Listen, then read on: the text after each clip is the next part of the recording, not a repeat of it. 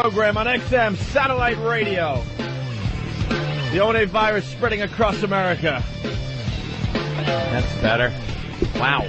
I guess it's Ronnie from the Ron and Fez show. He must crank these headphones up, too. Well, we got a lot of deaf jocks Jesus. that work around here. I'm deaf. I guess Ronnie's deaf.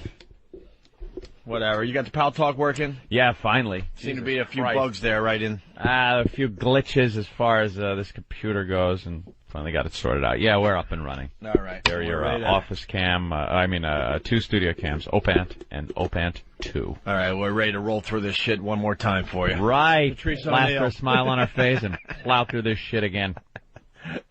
Patrice is enjoying the radio, right? Yeah. And I go, yeah, it's a lot of fun. But you get to go home, starting... Well, actually, he's going to do a special show for us tomorrow night. Yep. From 8 to 10 p.m., a relationship show, East Coast time. And then he goes about his life. I go, You know what's fun about this job, Patrice? Nothing. Aunt and I will be back on those couches in our office preparing for another show. For another stellar program. And it just never ends. I got your fucking money. Relax. Look at the look on his face. That is the only thing he is concerned about right now. And I got to tell you, trying to fucking giggle your way out of my fucking money, white boy. My goddamn money, nigga. Why are you getting ghetto on me? Because we don't play that shit, nigga. You don't make no bet. That shit should have been the first thing come out your motherfucking pockets. Now, I'll give you that whole, hey, man, let's do it on the radio, fucking mumbo jumbo. I want my goddamn money, and I should get double for telling you exactly what this fucking country was going to do last night and why they did it. Now, wait. I also get my money, and I'm not asking for double. I agree with America. I agree with America on this one. You're crazy. That guy was a nut. You're nothing but a racist. If you I am not a America. racist. America does not enjoy crazy people. Is that the new white man's buzzword for uppity niggas? Crazy people. Is that the new white man's for arrogant Negroes? Is that the new buzzword? He wasn't arrogant. He's was very nutty. He was very sweet and likable. How about autistic fucking Joe Cocker? But he was always smiling about nothing. That guy ain't gonna be no American Idol either. You're Don't an worry idiot. about it. Oh, thank you, man. Thank you so much for calling me an idiot. Leave Taylor Hicks alone, man. Give me my money. I'll give you your fucking money. As everyone stated, into this discussion. I'll take it in nickels if I need to. As stated here on the program yesterday, I had said that Tweety Bird, little Harry Potter, Chicken Little, known as Kevin on the show, American Idol, was not going to get kicked off. He's too likable to too many people. Hold on. There might be a problem here this morning. Problem? Scott, what's up? Hey, Opie, it sounds like your mic is way down yesterday and way down again today, man. Way down? Yeah. All right. Anthony and Patrice are blowing out my speakers, and I can barely hear Opie. A lot of people are saying that. Rob in Pennsylvania. Hey, guys, we can hardly hear you out here, Opie. Patrice what the fuck now? What the fuck now? If everyone's calling, that means it's got to be a problem. Yeah, it's got to be a real problem. The meters seem all right. How bad is it in the mix? Is there any way to figure this out? Oh, my God. We have a nice energy going right off the bat, and now we got to make sure that they can hear the broadcast? There you go. Just pull us back a little, put max Opie out, and hope that works. Hello. How's that? How's this? Can you hear me now? That should be better. Blew my ears out. There we go. Now we're distracted. No, it's cool. Yesterday, I said that the little kid was going to stay. Little Kevin from American Idol. He was going to stay because America thinks he's a cute little kid. The little girls and the old grandmas, which is probably the biggest demographic of American Idol, were voting for him. That's why he and that's who votes. Worked through. Yeah. That's who votes. Don't you understand? I know this stuff. I know it from doing comedy. I know what these dumb people like. Right. And I've watched enough American Idols. I think I watched from season 2. I missed the first season. Season 2 up, I watched them all. I know exactly how everything goes. I was 4 for 4 last night. Knew the broads they were throwing off. Knew that Peter Brady was going to be gone. And I knew that the smiling black guy out the door because he's too crazy for America. Patrice, I'd like to agree with you on this, that it's this, racist thing. He's arrogant. He wasn't very arrogant. He was kind of likable, but he was just too weird. Now, the Joe Cocker guy is very weird, but it's a likable weirdness. He was too gay. This guy's so out there. Yeah, too gay. And too black. And I don't know which one in that order, but... you don't think that fucking fat piece of shit that won fucking... Ruben Studdard? Ruben Studdard was too black? I told you that... Well, then, okay, that's very fair for you to say that. So that means he was too gay and then too black. Because America loves Clay Aiken. Clay Aiken's gay? They didn't vote. That's what I heard. But they don't want to put together black and gay. But Clay Aiken lost because of his gayness. There was a guy named Clay George Huff a couple of years ago. His name was... Gay black guy. And he was a gay black guy. Made it just so far. Goodbye. Boom. And then out. But also, he was another weirdo. For some reason, gay white guys can kind of be relatable to the rest of society in some way, shape, or form. No, I'm just saying what it is. They look at them and they can kind of put it out of their head. Like Clay Aiken. It's like, all right, we know this guy's a faggot, but look, he sings well. Why do you think they can do that? I don't know. And at least he's not black. But the gay black guy... Thank you. I'm not just saying because he's gay and black. I'm saying gay black guys are weirdos. That's not They're true. like, yes, they are. They come up. Did you see that guy? Gay black guys. Look at my loyalties. It's black, you. And then your sexual. It's like you're gay and man, weird. Don't be disrespecting no fag niggas, man. I'm not playing games with you. Gay white guys are very stereotypical. You can figure him out. You know, he loves decorating and fucking his little dog and this, that, the other. Gay black guys. This guy came on with his little film presentation before they sing. And he had, I do a little painting, and this here is a record album that's in also the earth.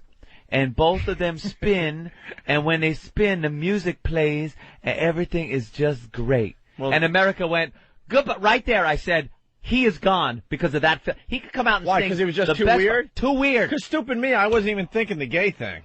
It ain't all about the singing at this point in the competition. I watched American Idol enough to know it's not all about the singing and talent. All right, I understand that. So, I'll follow that logic, and so Gideon should be kicked off and then not become, the next American Idol. But he should have made it to the next round. This Kevin kid is a complete joke. And we're calling out one of our own because he's from Long Island and all that, so you think we should support him. But, dude, he's not even I was telling Patrice, he's not even the best singer in his high school. Kelly Pickler's an awful singer out of those girls. Kelly Pickler's an awful singer, and she's going to get even further. She'll be up there right at the end. Dude, America stinks, and I'm not watching the program anymore. Don't be so surprised. Unless someone tells me when... I'm trying to inform you of this country every time I'm here. Unless someone tells me when the producers and the behind-the-scenes people take over the voting. Oh, and there's a conspiracy and they take over? Because now I believe that America is really voting and deciding. But when does it change when they go, look, America is too irresponsible. Never. We have to take over the fucking voting. It doesn't. Dude, Chicken Little sung the worst song possible. The grandma. He couldn't even hide under the radar. He was like, here's what they did. Here's what they did after he sang. And they still voted him in. After his last note. Starry Night. After his last Starry Night vote or note, every grandma. Yep. Every mother. About 37 and higher. That have geeky kids They all win. Dude. He is a hero to people. He shouldn't even been picked for the final. And black people do not vote on American Idol. Black people do not. We just hope the motherfucker we like win. Like, black people go, Paris is a bad little motherfucker. Yeah. And then we go to sleep. I hope she wins. Oh, she got to win. Good night. Good night. We're not voting. We're not voting for, like, this show. We don't get on the computer and go, right. And we don't call and go, everybody, call up. What is that? Who was that?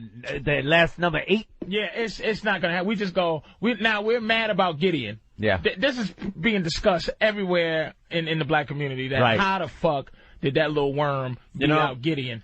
But we didn't vote. Let's bring everyone into the conversation that maybe doesn't watch American Idol. Here's Gideon singing. We still have the clip. Listen, right? If he say that's the way it ought to be.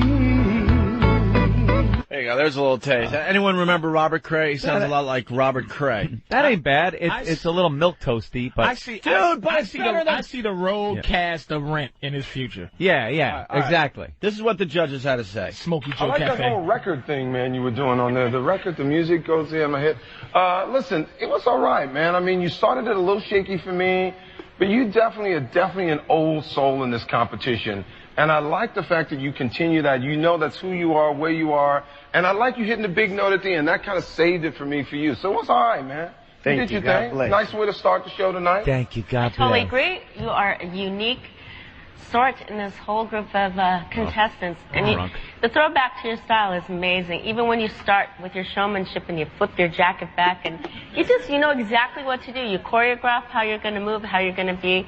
And you're a true showman. I think you're fantastic, and you're needed in this competition. Thank you.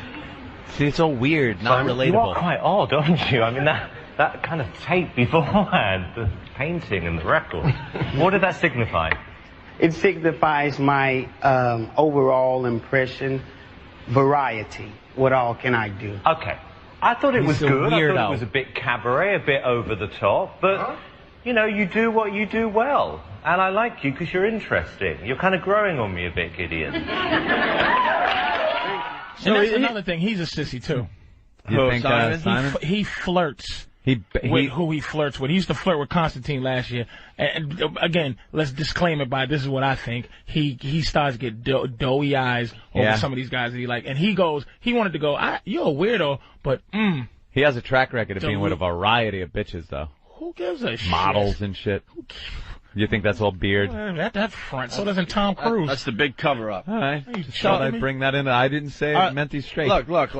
So let's keep it here for a second. So you know, he sang well to be the next American Idol. Yeah. Whatever, okay? Now, he got kicked off last night, and Kevin, who sang this, did not. It's unbelievable. I am so... It's already bad. To me.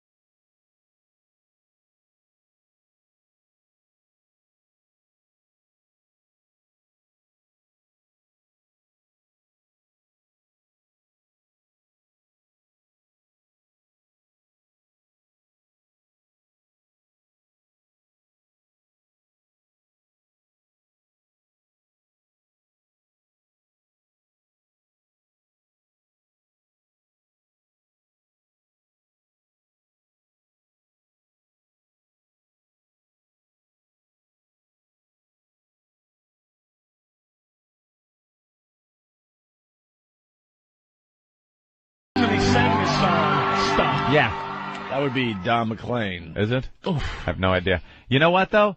If it was about what we just did, then they wouldn't need a show. They could just play a tape of the audio. It's not a singing contest. I understand. It's called there's American more to Idol. it. There's more to it, and when the American people vote, they are voting barely on the singing. If you really fuck the singing up, it's going to hurt you. You're going to be thrown out. But if both of them do a good enough job singing, it comes down to other things. Patrice could say it's black-white, it's fag, not fag. It's that the bottom line is the guy, the little wormy kid, was more appealing for some reason to mainstream America than the gay, black, weird guy. Have you talked to anybody that ever voted on American Idol? Yeah. I've never even met anybody that voted. My stupid family. They vote? Yeah, my mother talks about, I voted for this one. Who my did she aunt. vote for? Get her on I don't the know phone. this season. Get her on the phone. Later on. Well, I know she's not going to vote for the black guy. That's obvious. No. Miss Kumi is not going to vote. No, can't Kumias aren't voting for the black Let's guy. call a spade here and just say I'm not she's racist. I thought he was a little crazy. Thank you, Miss Kumia. I learned some of my best sayings, my best racist sayings when I was a little kid from dear old mom and dad. Who's this nigga on my porch, Anthony? That's one of my favorite sayings. I learned nigger rich from my parents. Oh my God. When I would have my allowance in my pocket and I'd be in a store with my parents and stuff, and I want to buy something right away. Like, what? Fucking nigger rich over here? Put your money away. Save it.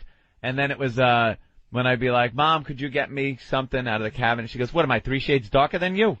And this is every Italian family. Oh, my God. It was just like one after the other after the other. Fucking Father Maris come over and get your racism out. He had to get a Bible and exercise your racism out of you, motherfucker. Once I got out into the real world and started working a friggin' blue-collared construction job for a living, then you work with people. It's real life, and that's where you make your life decisions. That's it. I've met white people I can't fucking stand. I've met black people I can't fucking stand.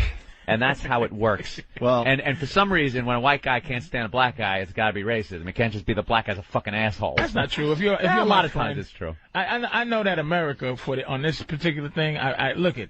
How can you deny my reasoning and it all came true? I was like, well, both of you guys were in agreement. I was the one like, no way is America going to do this. Yeah, but we're worlds apart on why we have I understand that. Gideon's gone. So when the voting went down, it took literally a half a second, and my phone is just text messaging away, and it's Patrice saying, "Have my money, nigga." I mean, like Gideon, like you're gonna get hurt. Yeah, like Gideon wasn't even off the stage yet, and he pushed send. That's a scary text message to get. Give me my money, nigga. Oh shit! Like he had this over American Idol. He had this already written, and he was just waiting to push send. So then I attempted to write Patrice back, but this freaking Pebble phone that I got, I don't know. It's set to type in Japanese. It's set for Jap. I saw some Japanese words coming out of that thing. So I was writing Patrice back, and I had no idea I was writing them in Japanese. Yeah. And then I finally figured out we had a little back and forth. And then Patrice... Have my yen, bitch. And then, then Patrice said it all with this text message. Hooray, America. Black, charismatic, sissy, unacceptable. Little, talentless, bird body asshole that reminds them of Harry Potter, treasured. Yeah, very good. He looks like a little Harry Potter type thing with the glasses. They love him. And America loves him. Thinks he's adorable. And he'll go, all righty. There it is. And don't throw it with disrespect. Oh, I'll throw it right at your big head. There it is. You fold it up and you put it in my wallet. Oh, yeah. That'll happen. You fold it up and stick it in my fucking wallet. You're lucky I don't take this under protest. That's it. I have faith in the American people. Now we can function as a team. Next week's going to be a little rougher. Yeah? Yeah, I think no, it's not. I'll pick it right now, too. I'll pick it right now, too. Bucky's going. Yep. Bucky's gone. And Kevin. And, oh, my God. And Kevin? Dude, I'm not sure about Kevin. Oh, it's a toss-up right now between Kevin and the other guy with the bald head. What the hell's his name? Oh, not the rocker guy. The guy that looks like an elf. Yeah, he's kind of weird. Got the hearing loss he talked about the other day. I forgot his name, too. But toss-up between Kevin and that guy. Ready? Yeah. I'm gonna make a mind-blowing synopsis. All right. And we can bet if you like. Okay. America finally gets rid of that fucking autistic retard Taylor. No way. No, they love him. He fucking goes. $20, he doesn't go next week. Taylor is out. All right. Bet's on. Yeah, $20, Taylor is in. Out. And it ain't that motherfucker, let me tell you something. Nobody likes Taylor. There will be 3 guys left. He's going to be one of them. Absolutely. 3 guys left. He will be one of them. I'm going to explain how it works. Am I going to get my... I'm going to give it to you. I'm going for my 20 back. You going for it? I'm in on the bet, too. Taylor Hicks stays. Let me tell you something about what's going on. You vote for your favorite. Yeah. You don't vote. If they voted for who they think should go... Right, you're not voting people off. It would be a different show. Right. True. That means I would bet that Kevin would go. Because people would go, get him out of here. Yeah. But the fact is, people that needed to vote for Gideon did not vote for Gideon. People who needed to vote for the good-looking, the Italian-looking kid, whoever votes for, they voted. 25 million little girls voted for him. Then the second most amount voted for the rocker. Then the second most. Taylor might not have been the. People aren't liking him. I feel it. I have a sense of this. I don't know. They are loving him. They are loving him. I'm seeing it completely different. It's something not genuine about that horse shit he does. He's a weirdo. He's not Forrest Gump. It's like it's a play. But American people aren't you, Patrice. You're a very streetwise and sharp guy. American public, very stupid. They're buying his act. Even if it is a complete act and he's playing off this lovable, weird kind of quirky guy, America will love him. He took it to the streets the other night. Come on. Taking it to the streets. Do you see what you just did? Who's enjoying that shit? Everybody, bro. America. Everybody. America is enjoying that. With that dry hair, that fucking gray straw. Yeah, it looks like it's fire. It's like what do they call it? It's flammable. Yeah. It looks like mattress stuffing. Oh, he's got straw hair. Mattress stuffing. Hey, listen, let's go to Julie in Massachusetts. Julie. Hey, what's up? Hey. I was calling. My stupid skank of a sister voted for that Chicken Little guy 178 times. Holy shit. That is the problem. There you go. See, you can vote more than once. And they're bragging last night that they got 47 million votes, but they don't tell you that a lot of people are voting more than once. They can vote for more than once. What's the significance of 178 times? Like she just stopped at 178? Yeah. She doesn't have a man in her life. I think that's her problem. And she likes little boys. How old is she? She's 25. All right, she's a sick woman. Get her But what's help. the number? What's the number? Like, why not 100 or why not 200? 200. I don't know. I watched her do it. She did text messaging, and she, and she used her friend's cell phone and called, and she just has no life. I like Chris Daltrey, the bald rocker guy. She likes that. That guy's going to be right there as the winner. It will be, I think him and Big Mama. Yeah. At the end, you're going to see him. And Big Mama? And Big Mama. Those, I think, are going to be the last two. I agree with that. Fred in Brooklyn. Yo, what's up, guys? Hey, Fred. Hey, when they showed those little stools where the last final 12 are going to be sitting, and when they chose Mandisa as one of the final 12, I couldn't wait to see that head. And it just poured over the that seems like a butt plug for her. Dude, one cheek was able to sit on that stool, and everyone had to move from both sides of her. I know there's a lot of guys. Balloon on a golf tee. It was fucking crazy. It just poured over the side. Now tell the truth. Aren't you getting a little bit like in a fetishy kind of way? Don't you want a piece of Mandisa? There is nothing good about that. Nothing. That's my man in Brooklyn. Doesn't he want a little piece? Tell the truth. Nothing there on that one. Not even a piece of Mandisa. Not even to try to climb up in there. Nah. No. Not even a drop of Mandisa. Nah. Our guest is here. By the way, Ryan Seacrest is always attacking Simon Cowell for being too mean and all that. Oh, of course. And anyone else notice that Ryan Seacrest's whole job last night was to try to make the people that were getting kicked off to cry? Uh-huh. That's his job. Isn't that a little meaner than what Simon Cowell's doing? He is the meanest guy on the show because he also tries to trip people up into thinking they made it, and then they get kicked off. He's the one that's really fucking with the contestants. Not going to be going home if home was the seat here because you are going home. What? You know that they tell him to do that. Yeah. I think the meanest thing on but that's whole okay. show, but for him to go after Simon Cowell for being too mean and not giving him constructive criticism, it's bullshit. I think the meanest thing. Because like Ed said, he's the meanest guy on the show, but he's making believe he's not. Yeah. But they both told to be like that. I mean, the meanest thing. Put it this way. Let's say the producers are the meanest people on the show because they actually have the people sing the song that said, "Get the fuck out of here." Out. Yeah. Leave, bitch. And then, you know what? Before you go, sing this shit that made you leave. Yeah. But now sing it worse because you're fucking all emotional. Because you're crying and shaking and don't care anymore because there's nothing in it for you. Right. Sing the lousy song. Let's dance for love. We got a big celebrity that's going to be in studio in a few minutes here, but might want to turn that toward the mic. So. Here's Ryan Seacrest. His whole job last night was to try to get the people getting kicked off to cry. Sorry, stop. Yeah. And he succeeded with the basketball player, the girl basketball player who's like 6, whatever she is, like 5 or something. Okay, I know it's not easy. There's nothing fun about it, especially after all that hard work. But think about what you've been able to do.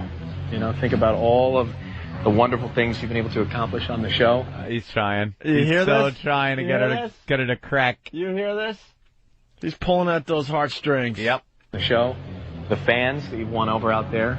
Lots of people watched you, loved you, and voted, So if you make it to this point, think of the thousands that line up, darling. All right? Thank you. Kayla. Bye-bye, baby.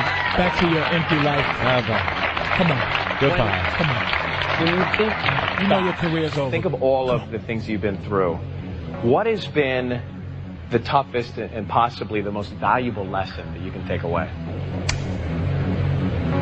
The most valuable lesson for me personally has been to realize what's important in life, and I've learned a lot being out here, not necessarily, I mean, I've always worked hard in school and everything, but just knowing what's important and working hard for something that you're really passionate about. And I was really passionate about basketball, but, you know, equally as passionate about something like this, so.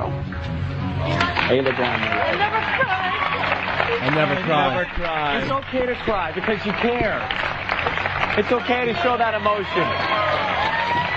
Ryan Seacrest is a phony fuck, man. You see when that last white girl made it, the one that we thought would go off, the one that it does suck? Yeah. And she made it, the very last thing? Mm-hmm. You see she ran up to Paris to, like, give her that I'm still here hug, and Paris was like, bitch, get out Get your fucking hands off. You're so gone next week. She's the skanky one that's left. She does look dirty, right? She looks like a dirty girl. But she has a funny smell somewhere. Singing in those smoky bars. Like her shoulders stink. Yeah.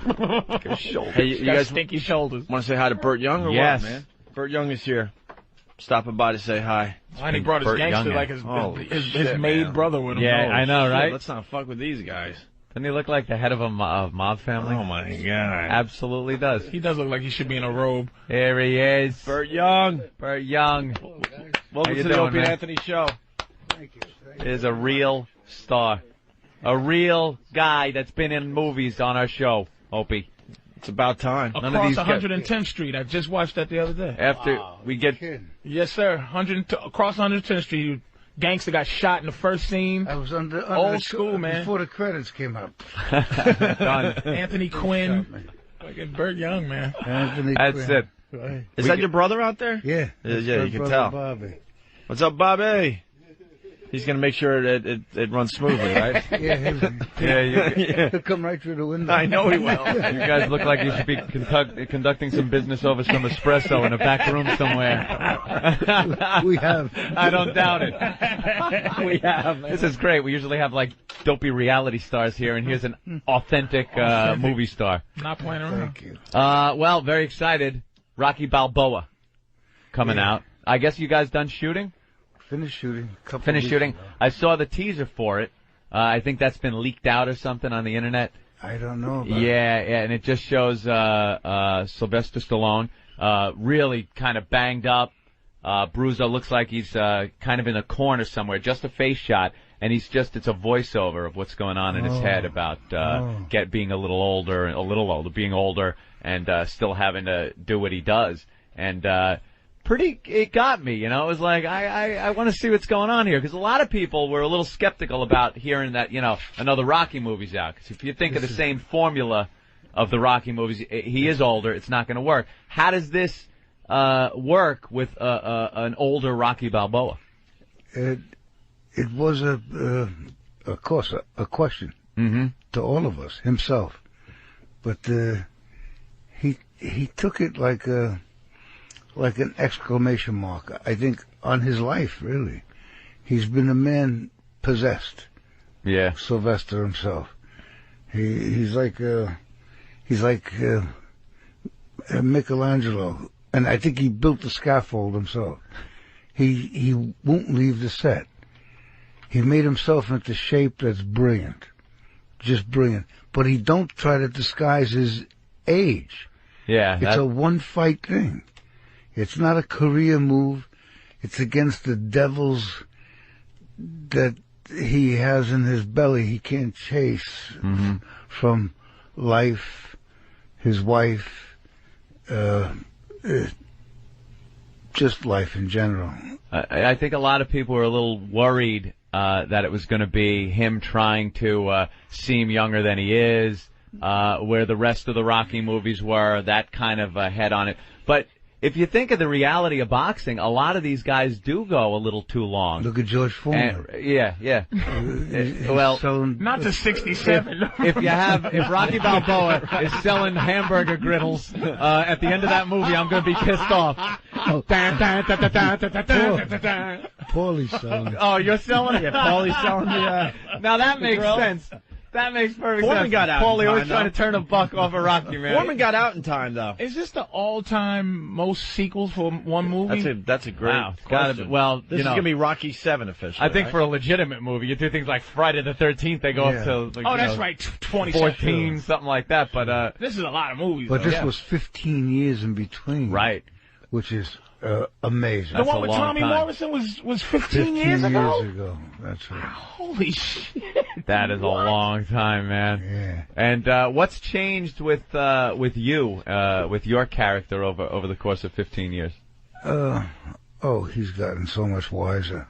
Really? No. Of course not. He still wants a He's job. so Paulie. He's still a pain What in the about ass. me? I don't sweat you.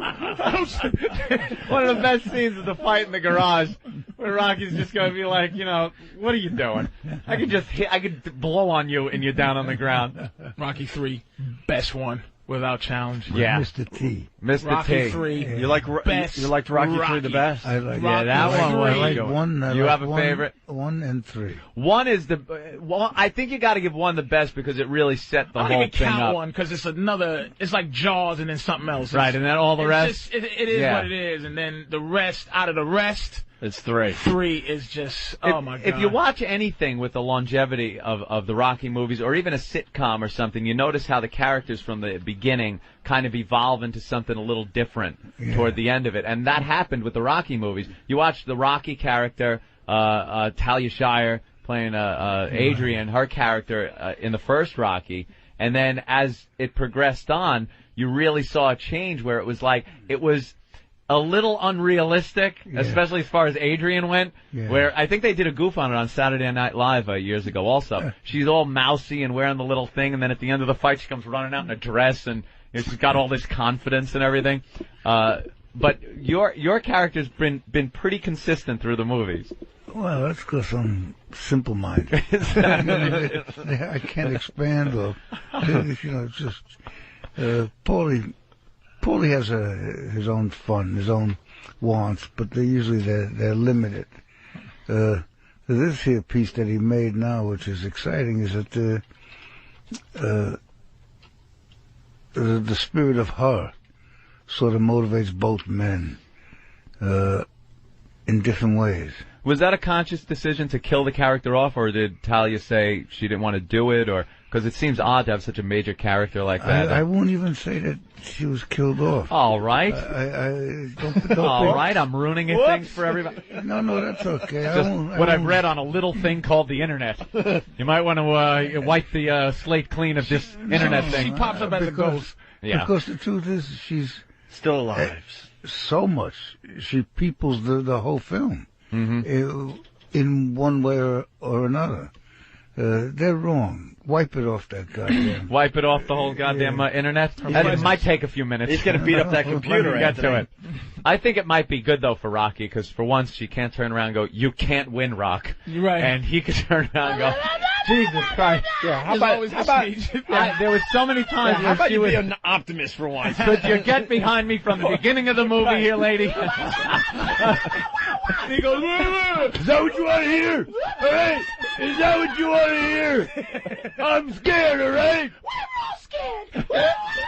And then it works out and he kicks some ass. I love the Rocky movies. Talia Shire always makes him kick ass. Yeah. Rocky, you have a family. It's time to quit. I can't quit. It's all I know.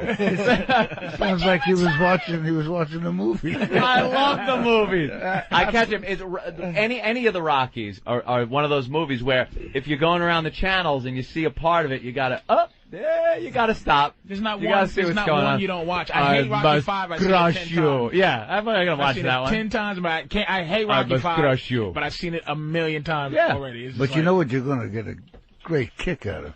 You're gonna find in this movie. You're gonna find a fella that.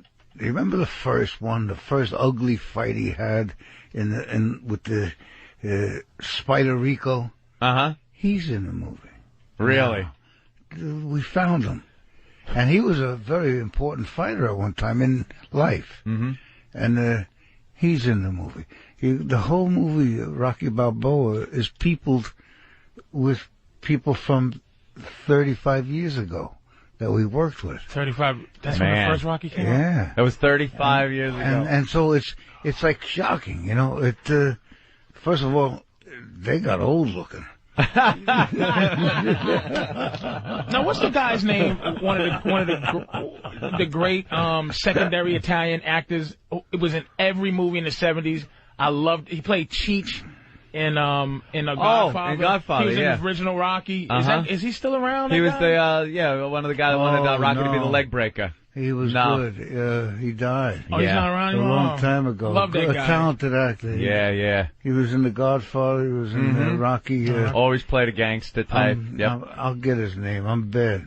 But all I know him is Cheech from Godfather. Yeah. It's like, but I was just wondering because some of those characters that are in there. Is the son in this one? No. No son? No. What's your take on Italian actors? And because some people get a little annoyed at the portrayals of Italian Americans as actors and the mobsters and stuff with the Sopranos, things like that. Sopranos starting up Sunday. He was in the Sopranos. And I'm an Italian, and I think it's great. I love it. I love that portion of the whole thing. I like the mob movies, but there are some people that get upset with that. How do you feel about that? Sometimes they're just portrayed as mobsters. Well, you got talented actors, talented writers, and not. Sopranos, I kind of look at as an American Shakespeare. I think they're careful. I think the plots are as deep as Freud in many cases, with exciting background. This fella David Chase, who produces it, is a perfectionist. He watches the extras being hired. He watches everything. He can't let a thing go by. Yeah. And the whole company is proud, hospitable, warm to work with. Some are shoddy, other movies. And you avoid them. But there are people that are there are Italians that are out there that actually don't want these movies made. They don't want Italians portrayed as gangsters, and it's part of history. I mean, what are you going to do? I want to see everybody portrayed in a negative way. I don't want to see anyone portrayed positively. It bores the fuck out of me. Isn't that boring? Even black movies where let's go see Poetry on the Mind, starring everybody. I don't give a shit. No, you want to see sideways guns. I want to see somebody get shot out of a window. Getting ganked. I don't want my Italians being Moonstruck make me throw up. I want to see some dude tell me he's going to skull fuck me. I want to see that. I don't want to see every Chinese Yakuza. I want to see Russian mob. I don't want to. Who wants to see? That's the exciting stuff. Yeah, right. Who cares about you? Yeah. The fact that we're good to people and then with the boob. I don't give a shit. I don't care. That's for regular life. Keep your niceness and treating people well for regular life. In my movies, I want a little action. That's what I want to say. Okay. Yeah. And Bert's an artist, by the way. You're in town doing an art show? Yes. I paint. You paint? Besides houses and walls. Walls a little bit? I'm pretty... What would you consider yourself, what type of style of painting? Abstract landscapes? What do you do? Abstract landscapes? Picasso? What the hell am I? Bobby, my brother, I think I'm you could say an impressionist. Yeah. I do whatever the hell I feel. I'm an impressionist too. Watch this. Mr. Gorbachev, tear down that wall. See, that was an impression. That was Ronald Reagan. Very good. See, I'm an impressionist. Didn't you have one of your pictures in a movie? Was featured in a movie at some point? I don't know. Was there one dog looking one way, one dog looking the other, guy in the middle going, what do you want from me? Motherfucker, that's what I was thinking. Are you kidding me? I swear on my From mother. Goodfellas? I thought that you painted the...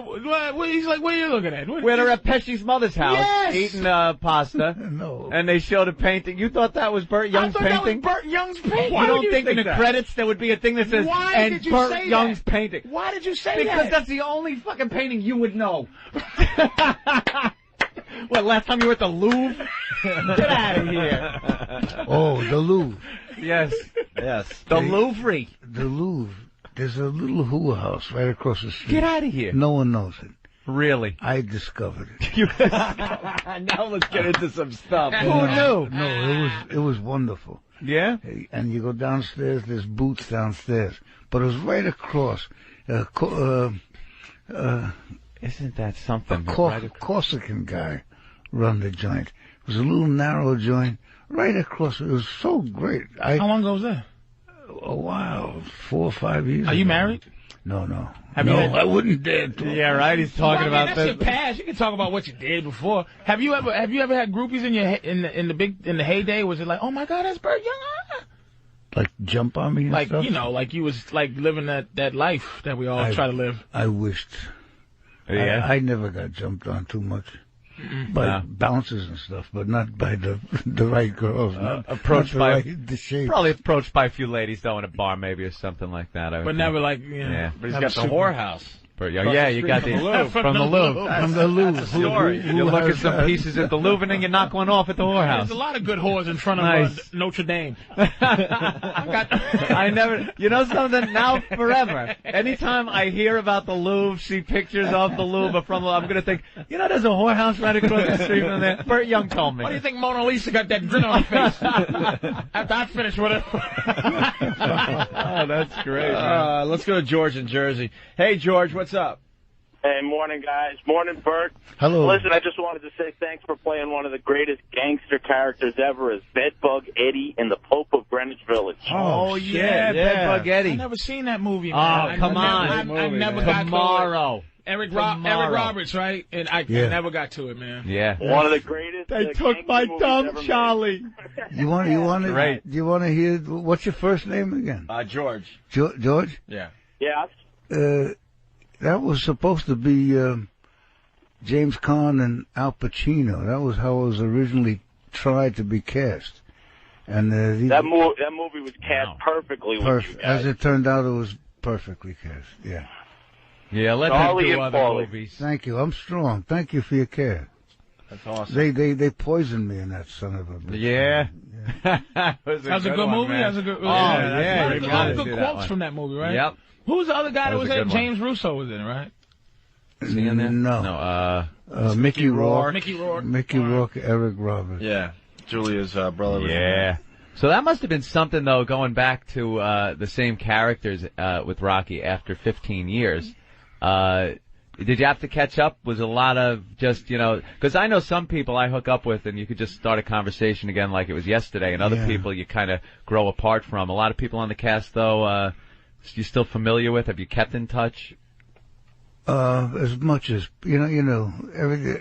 it's a crazy community. We think in Hollywood, you know what it is though? The layman thinks in Hollywood, like you're hanging out at Rocky's house and, hey, come on down. And that's the way it is for 15 years. And then you're on screen again. You don't realize that much time goes by. I try to think back 15 years, and if I just kind of had to work again with the people I worked with 15 years ago, that would be a little weird. Yeah. Did you have to get into the groove of it, or? Well, that's what was exciting. Yeah. To meet, especially in the fight life. Mm-hmm. I saw old timers. Mike Tyson was there. I saw old referees that I knew from my old days before acting.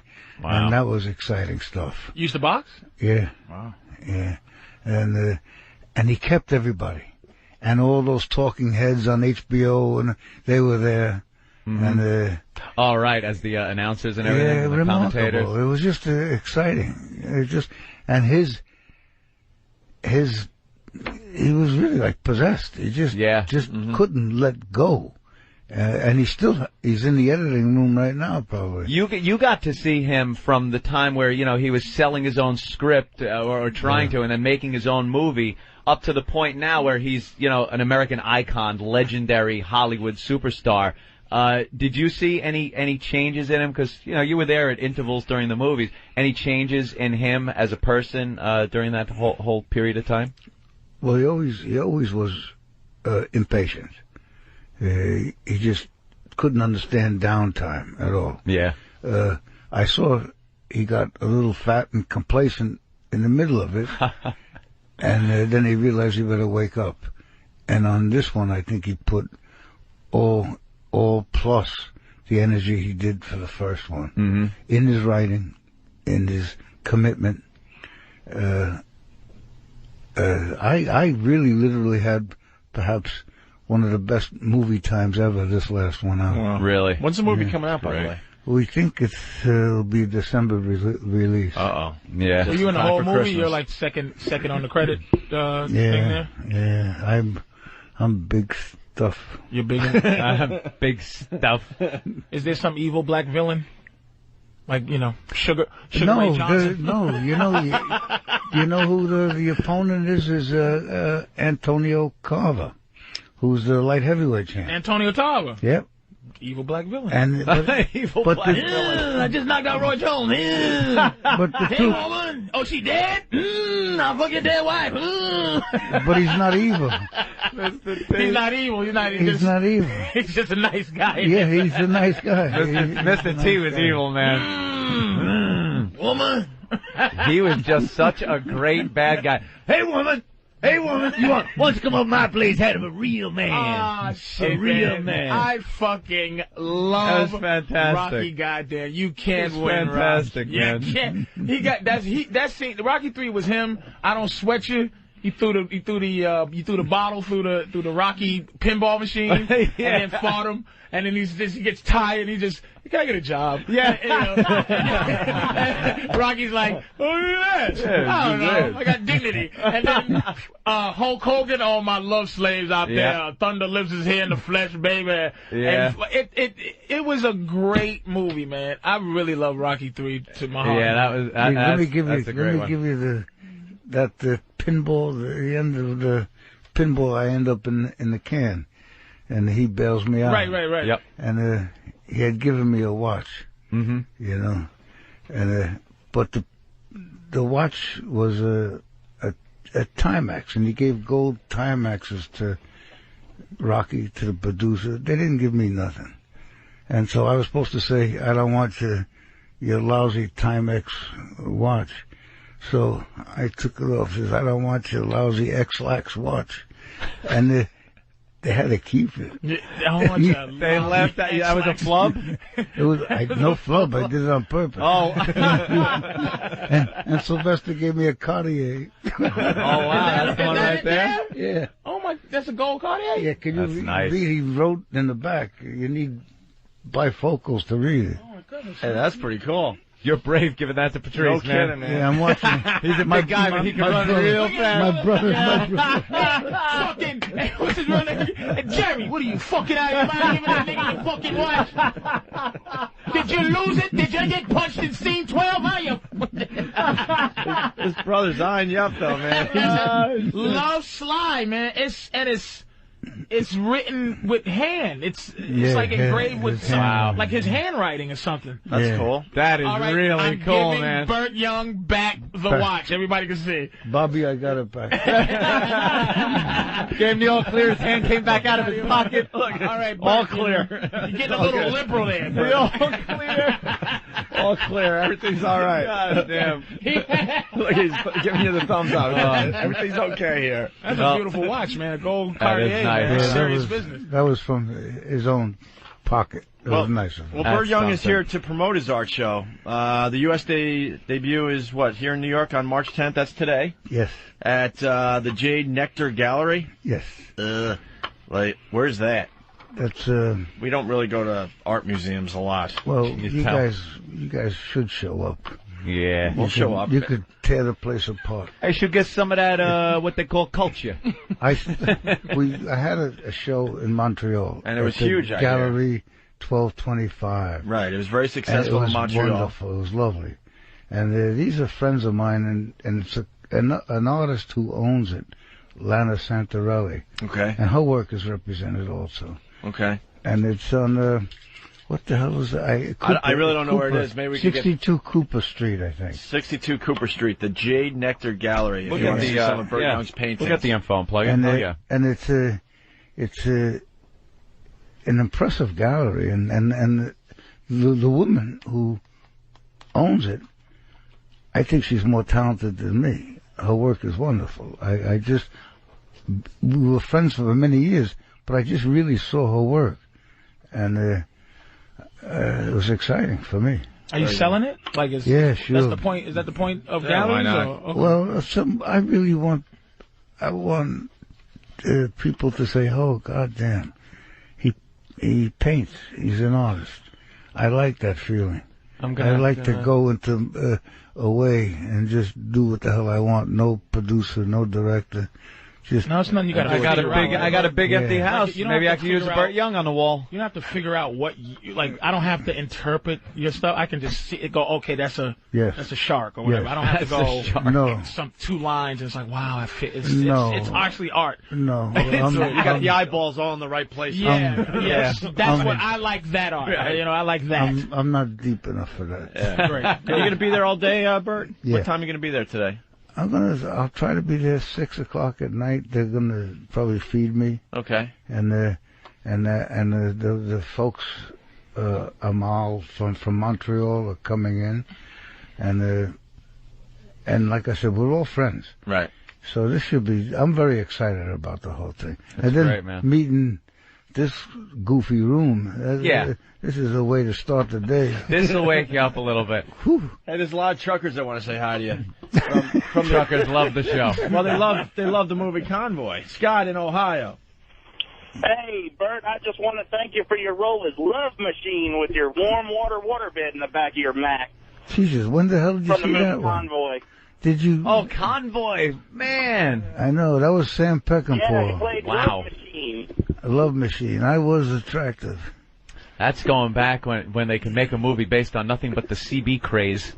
Yeah, well, you know, Peckinpah thought that was a revolutionary movie. Really? He actually thought he was going to walk away from the government with that. Really? He thought great things with the idea of it. Peckinpah made some great movies. That wasn't one of them. No, but he was fun. Yeah? He was a crazy man. All right, let's go to Mark on Long Island. Mark, what's up? Hey, guys, hey, Anthony, you missed one of the greatest lines from the Pope of Greenwich Village. Which one? You remember the old lady smoking a Tarryton, and she says, "My Walter was tough as a bag of iron." You're right. That was a great actress. What was her name? Do you remember? No. She died. She was talented. She was married to another great guy. Jesus. I don't remember. You've known too many people over your career. Yeah, a lot of people. That's what it is. Just too many punches, perhaps. I don't know. A lot of movies. You didn't see 100 across 125th. Oh, no, across 110th Street. No. Did you? That was Anthony Quinn, Yaphet Kotto. Really? That's right. Exactly. Burt Young. That's wild. That was. I'll have to check that one out. I was I was doing numbers at that time, so I was on the phone. They hated me. I was so busy trying to keep everything going. I had a little tiny part, like I was killed under the credits. Bang, bang, bang, bang, bang. It says your first role was a Hunchback in 19, but 100 across 110th Street was before 1970, right? Well, they might mess it up. The first one was I was a hunchback. 1972. I had a name of John Across Fields 110th or Street. something. Yeah. And that the Hunchback was shot in Coney Island. Man. Another one where you bought it, huh? So you wasn't you kind of like got there like what, around 30? You start hitting off in the movies? Yeah, that's right. I started. I think I was 29 exactly. What were you doing before that? Don't ask. Yeah, you don't want to know. Why are you asking questions, you mook? Everything that didn't need an inventory. Right, I got you. The authorities are in rowboats right now as we speak, looking for things. He got the part of Rocky going down there making sure they was paying for the space. You know, you can't come in and film a movie without. Yeah, hey, you got a permit? we sell them. Change his name from Jerry DeLuise to Burt Young. Is there a reason he did that? Let's go to Jack in Jersey. Jack, what's up? Hey, Bert, how you doing? Jack, hello. Got an important question for you. What's the closest whorehouse to the Nectar Gallery? What an ass. I like that. Well, not necessarily a whorehouse near every art gallery. All I can say is I'm staying at the W Hotel. Just in case. Why not, right? Just in case any ladies want to say hi to Burt Young later tonight. Burt, Rocky 7, right? Is that what it is?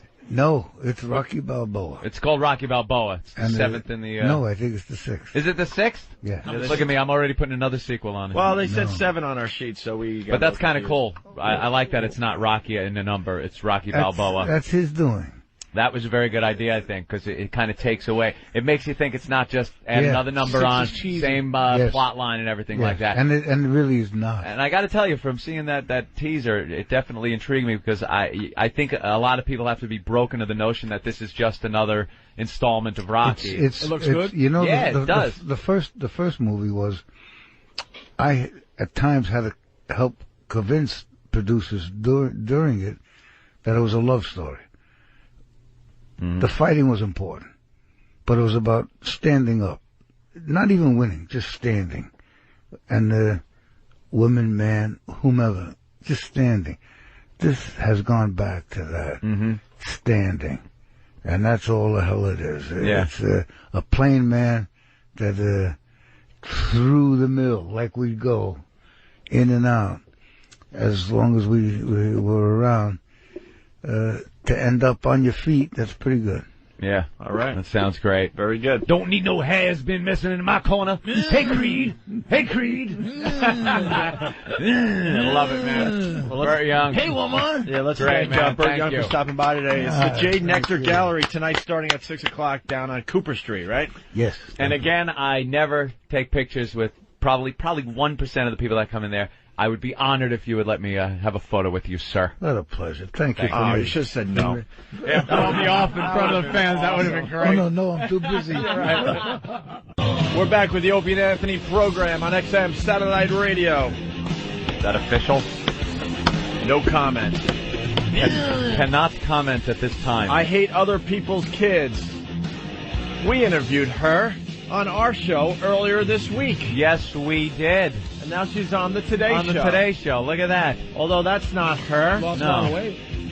But Yeah, they what did happened? show the one we interviewed. Yeah, they showed her in some kind of nursery. All right, we're going to get the audio. See how the interview went with her and see how it differed with NBC, Today Show, and us. Like Patrice said, I bet you Matt Lauer's not going to be talking about her empty uterus. Oh, so Maybe. I hear that you can't have kids, and so you have no uterus. None. Can I move in? Can I move into your empty? Lot of room. Let's talk about how many Twinkies you've eaten. No fat jokes and no empty uterus jokes. I was eating your pussy. from Matt Lauer. I said, geez, you got a big pussy. Geez, you got a big pussy. She said, why'd you say it twice? I didn't. So she told me, she spread her legs and told me to put a hand in. So I did. And then she said, now put the other hand in. So I did. And then she said, now clap. And I went, I can't. And she said, tight, huh? That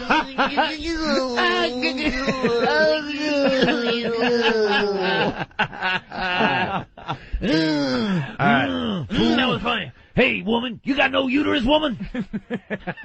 Well, they want to take another video game away from us. Yeah. They tried this old gag every, month or two? Yeah, it's usually a violent video game, maybe gangsters against the cops kind of thing, or just random running around the streets and killing people like the more popular Grand Theft Auto series, which we love. I haven't heard it. Can I Grand Theft guess Auto. before you tell it? Yeah. Yeah, sure. Try to guess. What platform? I honestly don't know. I think PC and Xbox. Is it an Xbox game? I'm pretty sure. Go ahead, Patrice. Guess. Guess what the theme of this is that is upsetting politicians, that they want this taken off or regulated or something. Tom Clancy's Rape Patrol. That's a good one. Oh. What's the theme of that one? Tom Clancy's Beg for Your Life, bitch. I don't know. Who fucking knows? I thought it was this one called Bullets or Black or something. One called Black, which is bullets. Black is out, yeah. Maybe that was it. Black is getting a lot of heat. Because it's violent. Good game, a lot of violence, a lot of fucking shooting in that game. The game is called Text Messaging Chinese Girl. What? Find the Chinese girl. That girl was adorable. She's all right, though, right? Apparently, she's fine. It was a hoax. You can't speculate. You have to do a disclaimer. Apparently. Well, what happened was this girl, she's, how old was she? 13. 13 years old, disappeared. I knew she was fine, by the way. Of course. I had no doubt in my mind this one was You gonna knew be this okay. wasn't a legitimate, kidnapping, because when kids get kidnapped, they disappear, a certain amount of time goes by, they're found dead or some weird circumstance they're found alive. And the kid might be able to get one text message in before the killer discovers the cell phone and gets rid of it. Yeah. This girl is text messaging every 5 minutes. She's texting all the time. She's no phone calls. A charger. No voice. Yeah, she charges up battery. My battery's dying. I got to recharge. Right. Get back to you soon, and then, the fucking wink sign or whatever. Dear Mom, could you buy more minutes? I've used up all of my minutes. Yeah, well, the story goes, girls text Tara a big lie. Cops a big say. lie. Frightening text messages sent by a 13-year-old New Jersey girl who claimed she was kidnapped and being held captive were probably a cruel hoax, cops said yesterday. Natasha Brown, who sent the messages to her terrified mother in Jersey City, turned up unharmed on a Brooklyn street at around 1 a.m. There you go. That's a miracle in itself right there. Yeah. Unharmed, Brooklyn, 1 a.m. Hello. Yeah. Initially, Natasha told NYPD detectives a harrowing tale of being abducted on her way to school on Monday. And there's nothing a 13-year-old can say to the cops as far as a made-up lie story that the cops are ever going to believe. There's never been a 13-year-old lying to the cops that the cops go, okay, well, case closed. They always know. That story comes apart so easily. Now, where were you walking? Yeah. I was walking to school. And what did they put you in? They put a big sack over my head. It was a guy, he had a big curly mustache and he's very evil looking. And he put me on the back of a bicycle with a big wheel in the front. With a big wheel in the front. And all he would say is, nya-uh-uh, as he twirled his mustache between his thumb and forefinger. And he called me Penelope Pitstop. He tied me to the train tracks and wouldn't let me go until I said I'd marry him. So, what was Penelope Pitstop? What was that guy? Paul Snidely Lynn. Whiplash? It was Paul Lynn. It was Paul Lynn playing the part. The voice, you're right. Get me some conker, you're dead. Circle gets the square, faggot. Okay, Penelope. So, initially, Natasha told NYPD detectives a harrowing tale of being abducted on her way to school on Monday, held in a pitch-black basement, and later whisked to New York where two men raped her. Mm-hmm. But that story began to unravel quickly. If it turns out to be a total hoax, quite frankly, I feel sorry for her and her parents, said Jersey City Police Chief Robert Troy. Apparently the girl needed a little more attention than she was getting at home. No. And decided that she was going to go out and make believe she was abducted and send these text messages. Nope, she's 13. Yeah. They start early. They? Who do you mean they? The kids start early. I believe that she just went off and her mom's told her, hey, if she's an Asian girl? She looks mixed. Puerto Rican or something. She looks mixed Asian and Puerto Rican. Yeah, she's half Asian, probably. Which, by the way, is a pretty good mix. Delicious. Asian, delicious. Right now, Asian and anything mixed is Asian, amazing. Yeah. As long as you mix it, though, Yeah, mixed Asian with something. You can't drink that stuff straight. A little too much. You got a straight Asian. That shit'll fuck up your liver. You gotta get a little mixer in there, man. What can I get? I think she just went off and got a little something, or she just wanted to be with her little boyfriend so bad. You think that's probably a little older? Her boyfriend's probably 15. Yeah. And she just wanted to be with her so bad. Romeo and Juliet shit. Yeah. And, she ran off, but the text message thing really riled the She people might be up. just like, a spoiled brat that's just getting back at her mom, too. That's a great way to get back. I'm serious, because some of the texts she... one of the text messages read, please help, Mom. He's making me do disgusting stuff. Exactly. Why would you do that to your own mom? Because it's hot.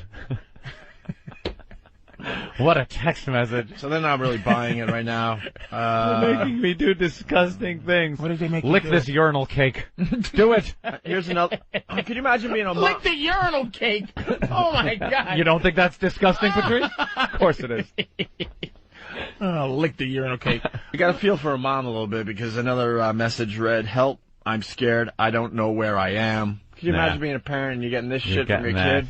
You should knock it off and get your ass home. She didn't know what drive-in theater she was in. Here we go. This is where kind of... She found a drive-in theater, the last drive-in theater. It was a drive-in.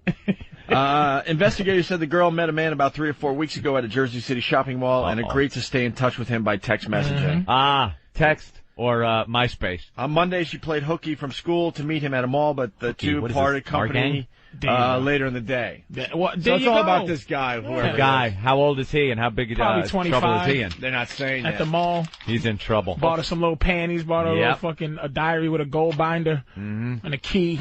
Nice. Let's go to James in Pennsylvania. James. You write everything down, every one of your little secrets. James. Yeah. What's up, man? The guy's name was Dastardly and his dog's name was Muttley. Dastardly and Muttley was Penelope Pitstop? Yeah. Which was Snidely Whiplash? He was the one from... That's Rocky and Bullwinkle. No, Snidely Whiplash was the one from... Dudley Do-Right. That was it, the Canadian Snidely Whiplash, but... Canadian Mountie. But the claw was Penelope Pitstop. You sure Penelope Pitstop? Yeah, because that was the claw, the evil claw.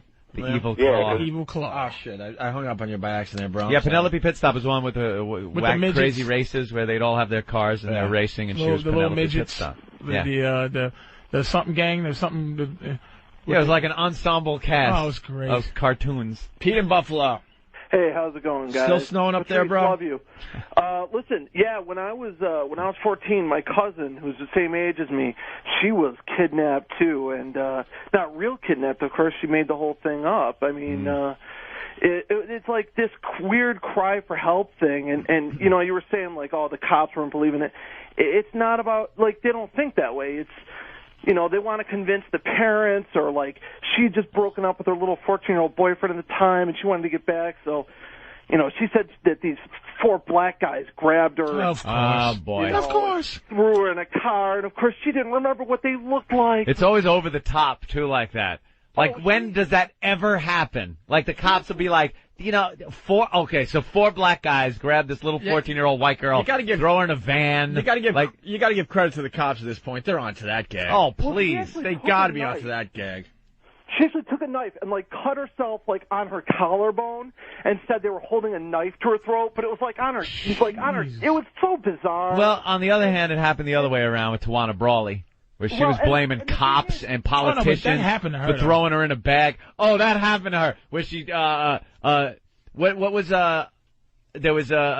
scraped into her chest? I think they put nigger on her chest and spread some shit on her. Shut up, Patrice. Fucking asshole. Even you don't believe that. And she blamed it on the cops and some politician. And they shoved a plunger in her ass or something, right? A plunger and then shot her 32 times or something, 41 times. But she had, 2 lawyers and Reverend Al behind her. The whole way. Even when the story fell apart, you know what there was still, we gotta remember Tawana Brawley. Hey, can I challenge white society Please, on something right now? That's what it just popped in my head. Oh, boy. Ready? Challenge. Ready? Yeah. Here we go. Please. Another conspiracy theory from the black man. Can white people please name me more than one black counterpart to your fucked upness? Well, all right. Can you? All right. One counterpart. He makes a good point. The 85 fucking white examples of murdering your wife, can you name me a second Negro other than OJ, please? Well. Or a second fake rape black girl other than Tawana Brawley? Can you fucking please just once say other than the one fucking Do I thing? have to bring up poor Reginald Denny, who got the brick over the head? Are you joking? That's the only time you've seen a white guy get his ass beat. You know why, Patrice? Because it's like pointing out the sky's blue. Oh, Do I have to say anything? Let me just open the goddamn newspaper and look at a black guy that wrapped a girl's head up in tape here in that's New alleged, York. Man, Ken. That's alleged. That is not. That they found fibers of his carpeting in his house on the tape that was wrapped around her head. CSI shit, motherfucker. CSI is on it. Nigga, I bought a carpet. CSI is on it, brother. The carpet in my house, I brought from a nigga that hangs them over a fucking a fence on Route 440. Yeah. You don't think another person has that? That doesn't matter. CSI. Colored Shenanigans Investigators. That's what they look into. Carpet fibers on tape. It's called cunt scene investigation. Come on, man. It's taking you bring out place Tawana Brawley. We can bring out something that happened yesterday with white people, and you got to go dig back into the nigger files to find the nigger. Now, that's a show I'd watch every Wednesday night. What about Sidney Poitier, where he was... What? You know, Martin Luther King was quite a womanizer. Oh, my God. There's always got to be something. I agree with you. I implore There's you always just I implore you. Find a pattern that some black guys found missing on a boat. You just find... Ours are high profile. You guys, the high profile ones are a little limited, but on a daily basis, there's the B movies. I forgot. We got the B movies. Either in the Daily or the Post. Okay, there's a little picture of a little black girl. Yeah. Right. Just and again, not to get fucking 50 million people hating your guts, but this Mehmet and the girl from Aruba. Uh-huh. Yeah. What's her name? Who disappeared in Aruba? Some girl. But little caption of a little dead black girl, murdered. Nothing. Just maybe almost under where it says dailynews.com on the front page. Black girl missing. It's like, how can you help but think that if you're black? It's like, well, oh my God, I remember front cover of everything for the girl in Aruba was taking headlines from Iraq. Yeah. And there's people missing everywhere, but they make decisions. I mean, be honest with me. Just be honest. I'll be honest. Be honest and say, okay, you know what? We just find white life to be a little more important than black life. And I might go, okay, fair enough. At least that's the truth, motherfucker. But I've pointed out. Like it's not racist or I've pointed out the fact that there are plenty of missing kids, but for some reason it's the little blonde girls that get a lot of the attention when they're missing, and it's just on the news ad nauseum. And then a little black girl's missing. They flash a picture on a goddamn milk carton somewhere. Nothing. And nothing. And you know something? I think that's. Do I think that's racist? I don't know. I think it has to do. I don't know. I'm being honest here. I don't know if it's so much racist or just the fact that humans. I don't think it's racist. Too, I think are animals. I think for whatever reason it makes it a better story, and that's why they go with it. That white girl is missing? Why does that make it a better story? For the people that are watching, I guess. But that's racist. Well, just say that. That would be racist. Just say in this society, just be honest. That in this society, they value a little white girl's life more than they value a little black girl's life. Just fucking say it, and it'll be fine. No, because here's the deal. People value their own more than others. And I mean black, Arab, anything. Every fucking day, every day I listen to the news, and I hear a bomb went off in Baghdad, 50 people were dead. Honest with you. I'll be honest with you. I could give a flying fuck. I don't care. They show the dead bodies, fine. I hear on the news, a roadside bomb blew up, 2 Marines were killed. Now I go, son of a bitch. Two more fucking Marines got killed. Those sons of bitch insurgents got... It's more our own. And since blacks make up 10% of the population, there's 10% people that are very concerned about that black girl. 90% are going, it ain't us. It ain't fucking us. I would love to think... I can deal with what you're saying. See, that's what I'm saying. This is what that bothers me about this I don't country. think it's racist as much as it is animalistic. But what you're saying... The tiger don't care that a gazelle is laying there fucking bleeding. And that's what I mean by it just makes for an interesting story, by the way. It doesn't necessarily mean it's for an interesting story to 90% of the population. That's what I'm saying. Or whatever white he is. Now, if the news said that, I'd be happy about that. If the news, what is her name from Aruba? Natalie Holloway. Natalie Holloway. Okay, sorry. God damn, Natalie Holloway. Look it up. Yeah, from the Connecticut Holloways. But that during that whole stretch, the news was starting to feel the pressure. Yep. So they go, also there's a little niglet in Philly missing. Sorry about that. Did they put it that way? We found it. There's a niglet missing. Also, we found a niglet because they didn't report it like that. Black killers, they ain't as good as white killers. No one. They don't have crab baskets. No, was one of my favorite black-white stories on the news. They had a lady that was the oldest woman to give birth. Right. And she was in her 60s or something, and she was white, right? And she gave birth to this kid. Everything was great. They're doing stories every freaking day, right? The next week, I think it was, a black lady beat the record. She got nothing. And called up and said she was a crack hole. Right. Some old black crack hole gave birth. Who cares? They can't stop fucking. But here we go. Welfare. But it's funny. The media brought us all in this is very interesting. Shit. This is unbelievable. This has never been done before. Blah, blah, blah. It's a brand new record. And then the following week, a black lady beats the record. It was it was the last story on the news maybe for 10 seconds. no exclusive interviews or anything with her. That is? I'm saying, what do you say that is? Is that not? I don't know if it's racism myself. Just like I said to a lot of people, man, I'm not positively. My first instinct is to always try to accuse white people of racism. Yeah. But I always try to find a way to say maybe it's not. But it's like, can you give me a reason why that's not racist? I would love to not say valuing white people more. I'd love to say, yeah, that's just racism, but it's not that simple. We like to think of ourselves. People love to think we're above animals. We're not. Until we bash that into our fucking heads, we're never going to move on. We are just another organism on this planet that we're a little smarter. We figured out how to pull shit out of the dirt and make iron out of it. We can fly in fucking machines. It's a wonderful thing. But we're still animals. And we look at things based on our familiarity with each other, with our things. We are going to be more comfortable and feel more apathy towards something that is more like us than something that is less like us. And that's what the animal world does. Animals don't do that. Yeah, they do. The other gazelles don't go, that's some fucked up shit. What happened to Frank when the lion got his face to his Look flying at shoot the his face fucking off. penguin movie.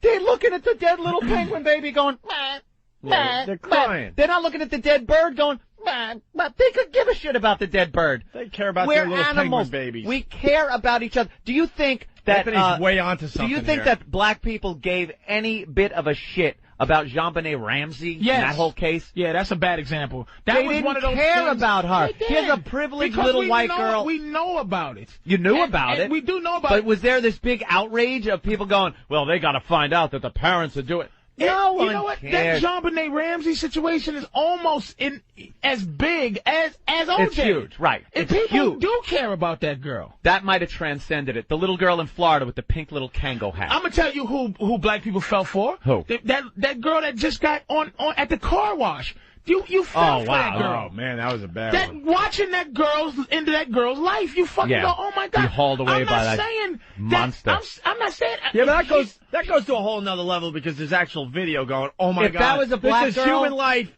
and this is the last maybe hour of her human life on TV. You see the last If that clip was of a her black life. girl being hauled away like that, I think you'd have seen a lot more. You'd have seen the same coverage like that. I really do think that because it was so sensational that you saw the last portion of her life in there. the moment. I think that goes to a whole nother level. And then we almost transcended that thing to, well, she's human, we're human.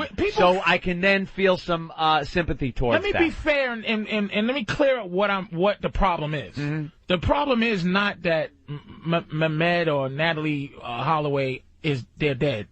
But and going to OJ, it's not that OJ didn't kill his wife, and it's not that you don't feel bad for that whole situation. Yeah. It's the fact that, wait a minute, how are you prioritizing like that woman's life to the life of some lady that if you're going to prioritize life, prioritize all life. Mm-hmm. And like these children, it's not, I'm not saying, oh, a black girl got killed, fuck the white girl. I'm saying, well, the black girl got killed too. Can we at least have as much concern for her life as opposed to, there's no way that a little girl should get killed and you be in the news so much that you get tired. You go, what the fuck? Does this bitch have gold inside? Is this bitch with black beard? Does she have government secrets? Like, you shouldn't get tired of hearing about a dead girl. Right. Where you go, oh, enough of that dead girl, enough. Mm-hmm. Like, now the parents are...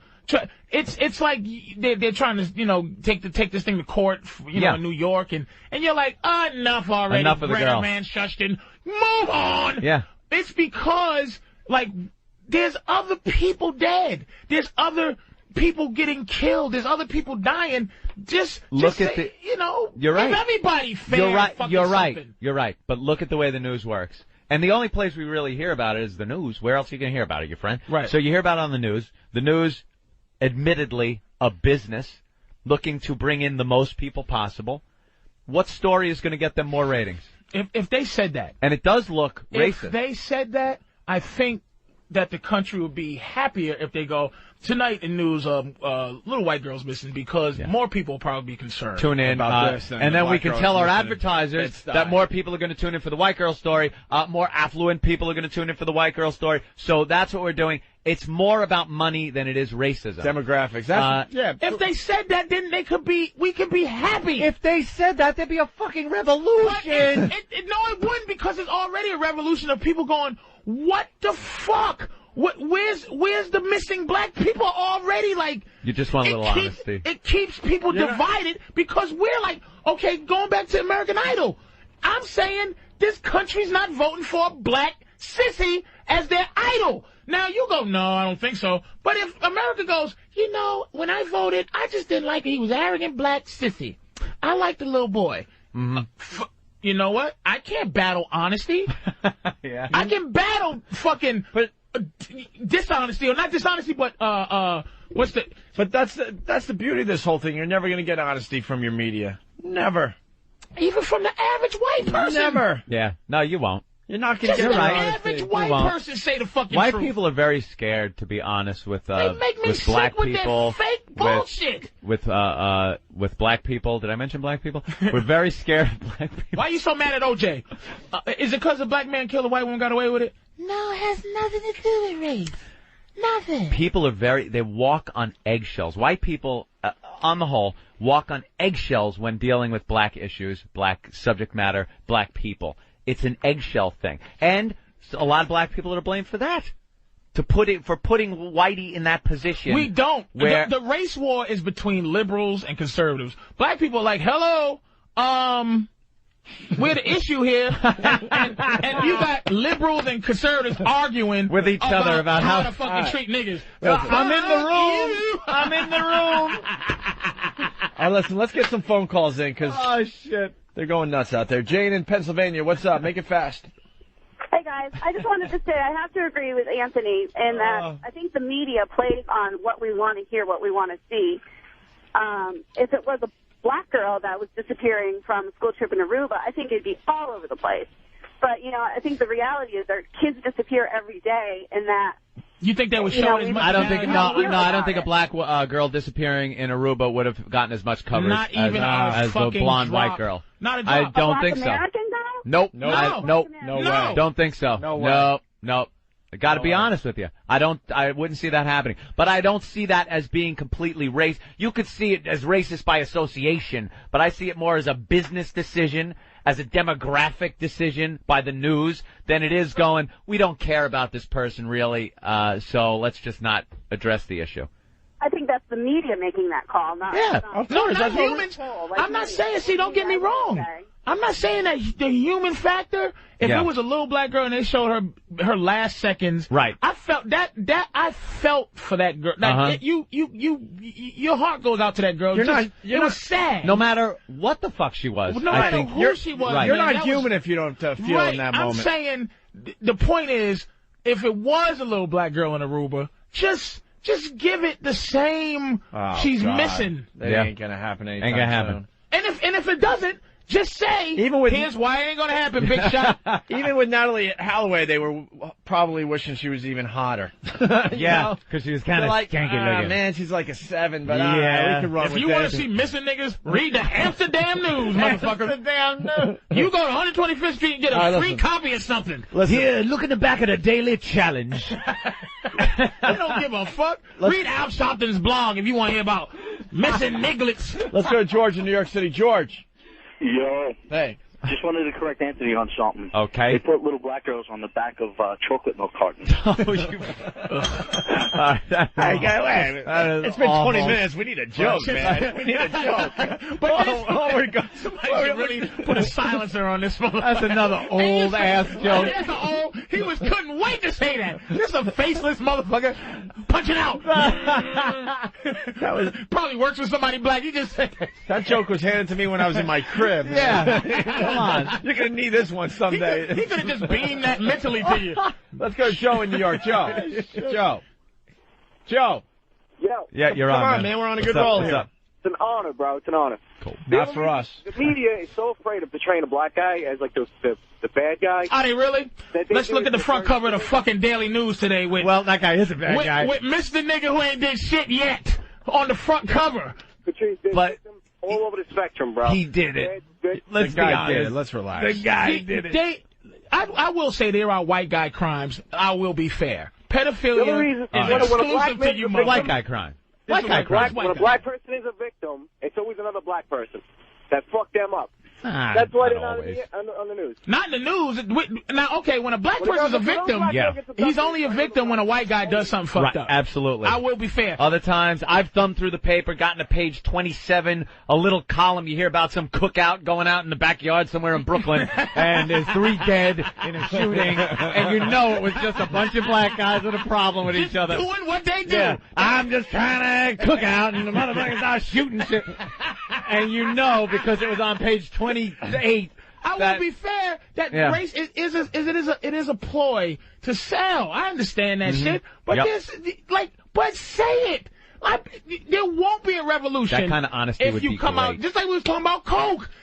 What could you say to honesty? You know what? We found that when we put on black people missing. Here's what people want to hear about black people. We've done research. We want to hear rap stories. Good. Stories about rappers. I'm tuned in. Rappers getting arrested. I'm right there.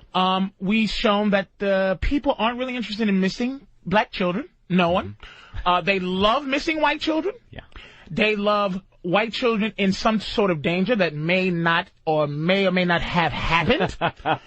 Black criminals, we are interested in black rapists, because that's a visceral fear of white people. It's the scariest thing on the planet, we would by the way. love black pedophiles, but there's not any that we can find.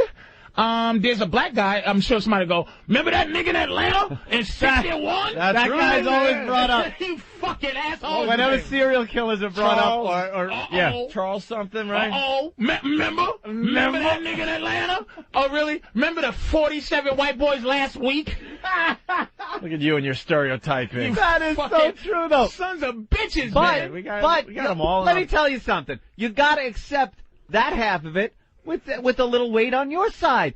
There are those serial killers, older white guy or middle-aged white guy with some sexual problem with his mom is going to go out and kill hookers and kids, and pedophiles are going to be the creepy fucking glasses-wearing teacher squeezing little girl asses white guy.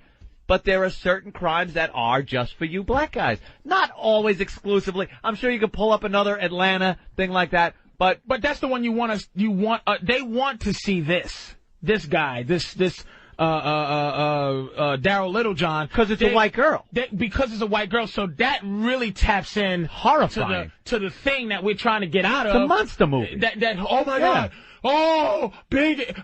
I can imagine his eyes bugging out. He was sweating. You play it out in your head, the horror that she was living through. And that's what they want. I agree with you, Opie, on that shit. But I'm saying, fucking just be honest with the motherfucker. That's where you're just silly. You're not going to get honest. That type of honesty doesn't happen on the planet Honest. It never would happen. Impossibility. On Liarville, it wouldn't. Never. It's just not happening. All right. You know what? This moves into a great discussion. Have you seen the new show Black White on FX? No, I haven't seen it. This is a very interesting concept. They're taking a white guy, making him black. Whole family.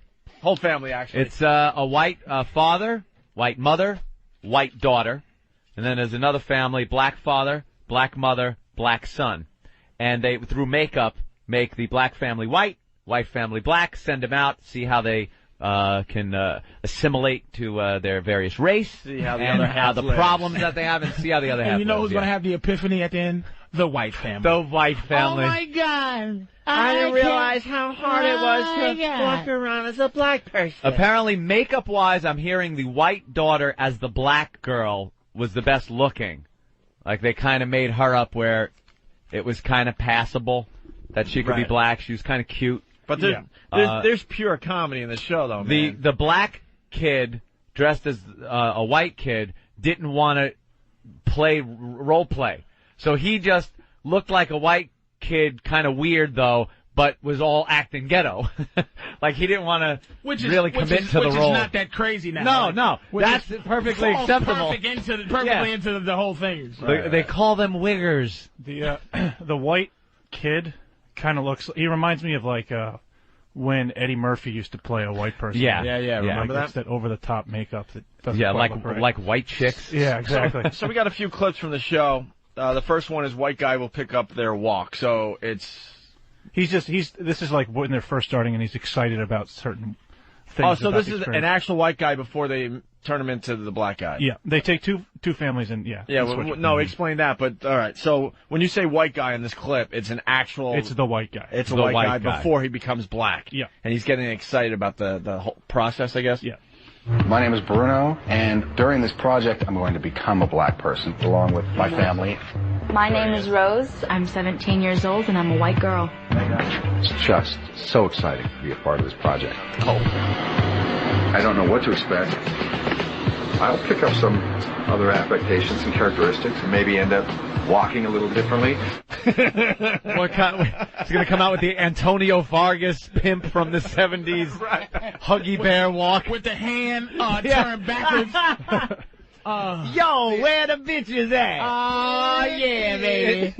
That's literally how he was walking, though. He was trying to, he was like, shit. yeah, it's a subtle thing. And he starts like shucking and jiving down the Oh, my God. White people think we all walk like, Mick Jagger and George Jefferson mix. we kick when we walk, and somebody will get poked in the eye because our hands are always moving. Fucking.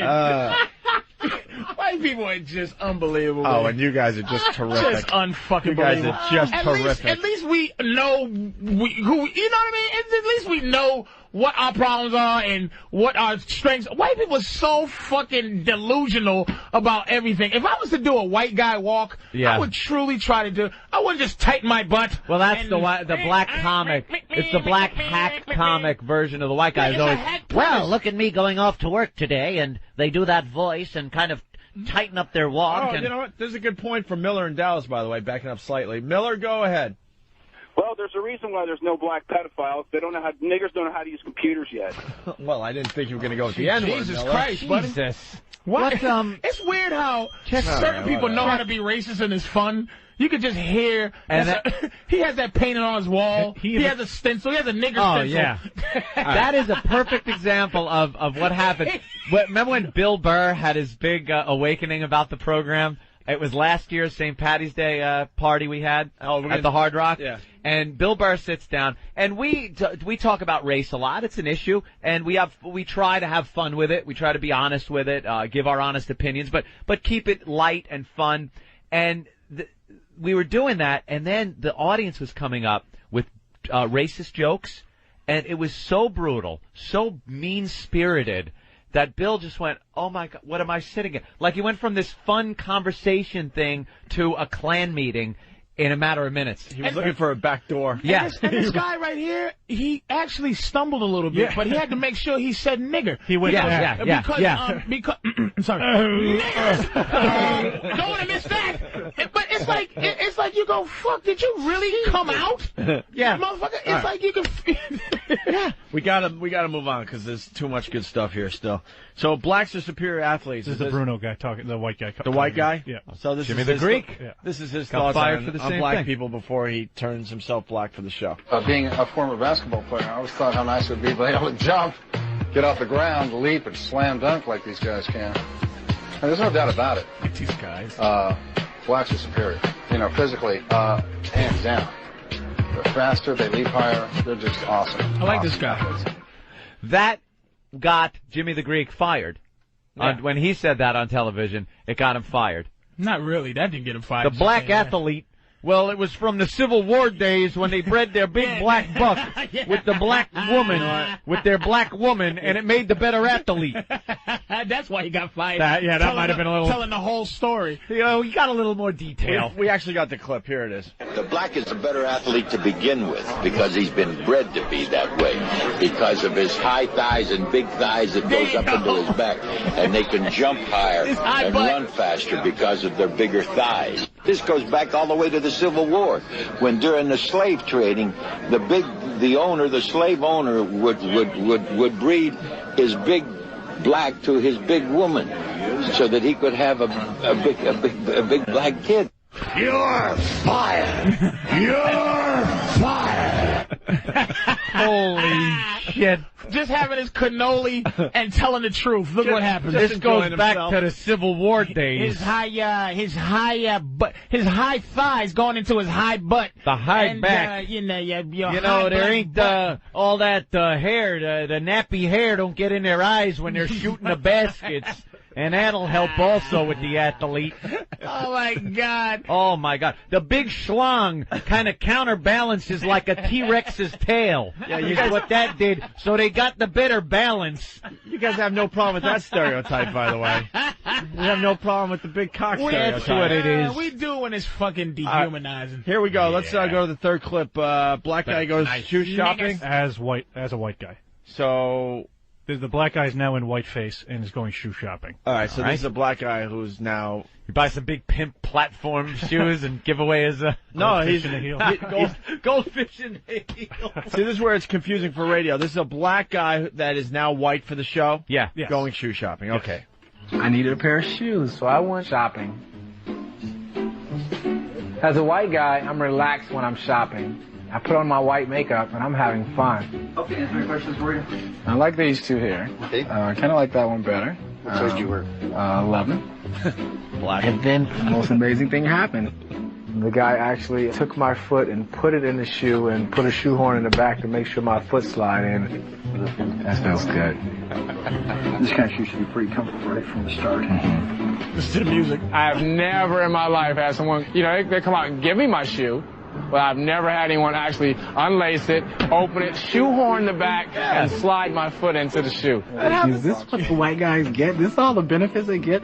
It's never happened to me black in 40 years. The first time I go and buy shoes as white, I have it done. I was like, wow, the possibilities are endless. That's the white guy shopping music. This could be the greatest show. Did the guy also find out that we don't have to pay for anything? Let me tell you. See, I hear your handshake. I hear your shitty little sarcasm when you said that, right? Let me tell you something. If I own a sneaker store, it would be called "Ignore That Cracker Till You Serve the Black Person." You know why? Here comes a fucking white. This is not an exaggeration. Okay. Here's a fucking old white man. Hi, how are you? Hello. Yeah. Can you show me the Air Max 1462, please? Okay, sure. Go get the box. I'm standing there, right? Just waiting. I'm coming out. So what? The white guys buy the shoes for what they're meant for. This guy's, how's the instep? How's this laces? Is it gonna hurt my heel? And the motherfucker spends hours with this asshole who probably isn't gonna buy it, or he's gonna buy a cheaper pair of Asics. Here comes a little nigga. Yo, give me your money, my money. Yeah, give me the new Jordans. Give me the new motherfucking LeBrons. Yo, give me those new laces. Give me 2 pairs of socks. Give me those 2 hats that match them motherfuckers. And give me that. You motherfuckers sell bandanas. And give me the driving gloves.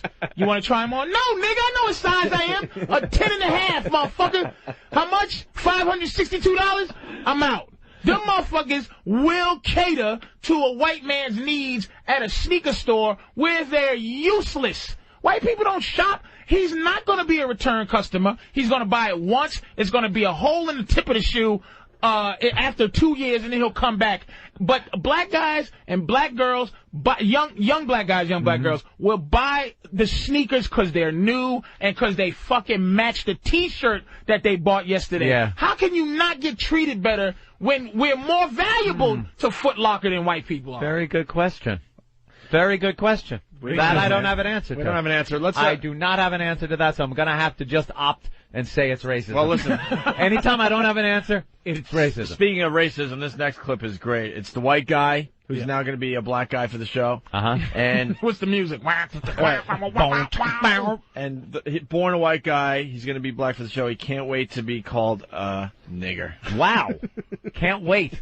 Can't wait. It'll be interesting, and I'm sure it'll happen, where I'll be in black, and I'll get some attitude from some prick white guy, and I won't have all the history of resentment that a black man has, and I'll be able to with him.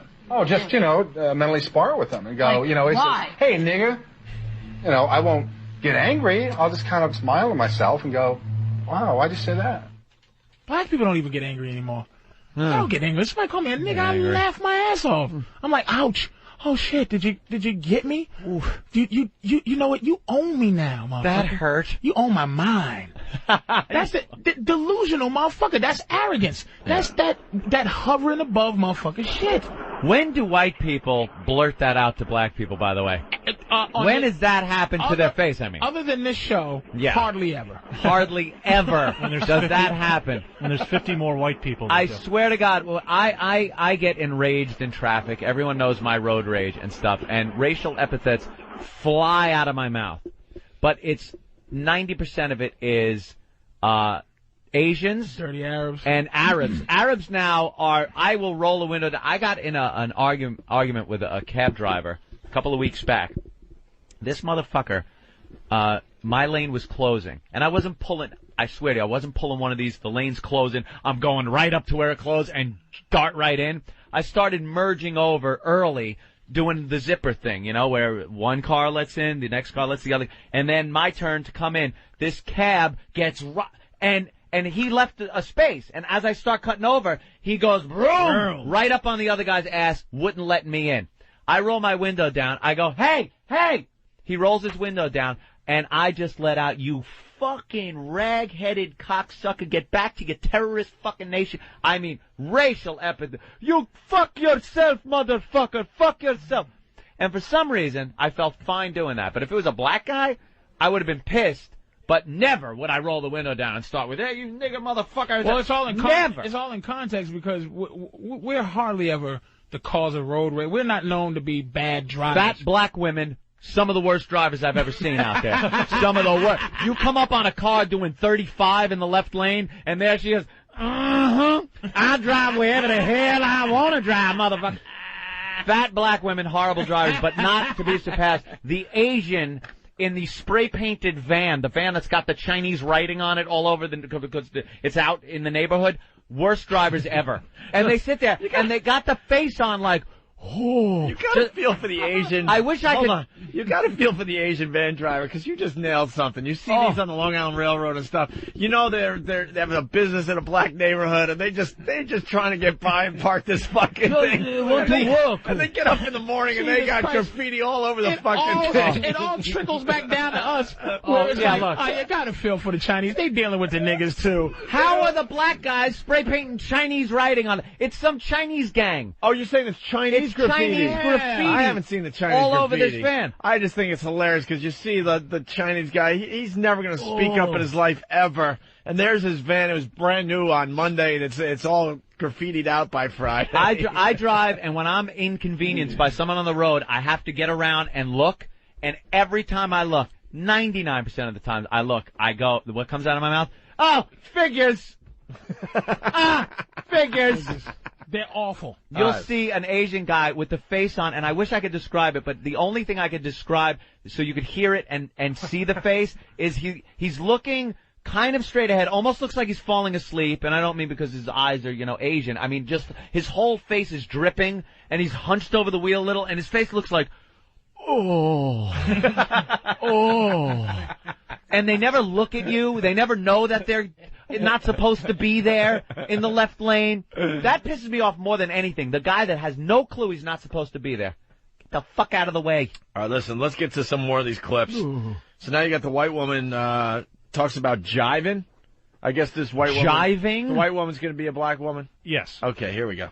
No one's going to just strictly come up, and say, hey, nigger, or anything like that. Because that kind of racism is really not there today. Now it's more, we won't get the positions that we're qualified for, or we won't get the service that everybody else get. But I think that Rose and Carmen and Bruno is going to get a lot more out of this than we will because of the fact that white don't have to go through the day-to-day small things that you never think about. Like if I go into the mall as a black man, I'm going to be looked at. Right. Or follow.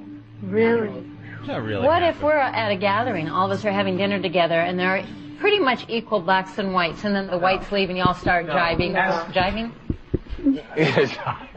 See, that's white. That's very white. Jiving? No, get down, mama. That's pass the grits and chicken. That's jive.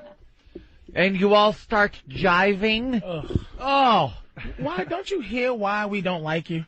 Can't you hear it in this show? I didn't like her. And every single thing that this guy says, it's like white people always trying to blow us off as nutty cuckoos who just be y'all just imagining shit. You's crazy. I am not imagining things when somebody comes up to me and asks me, can they help me in a big and tall place? Meaning, bitch, I'm 36. I've been dressing myself. I know what size drawers I wear. I know what kind of clothes I like. I'm in the whatever store. I know what I like and I know how to shop.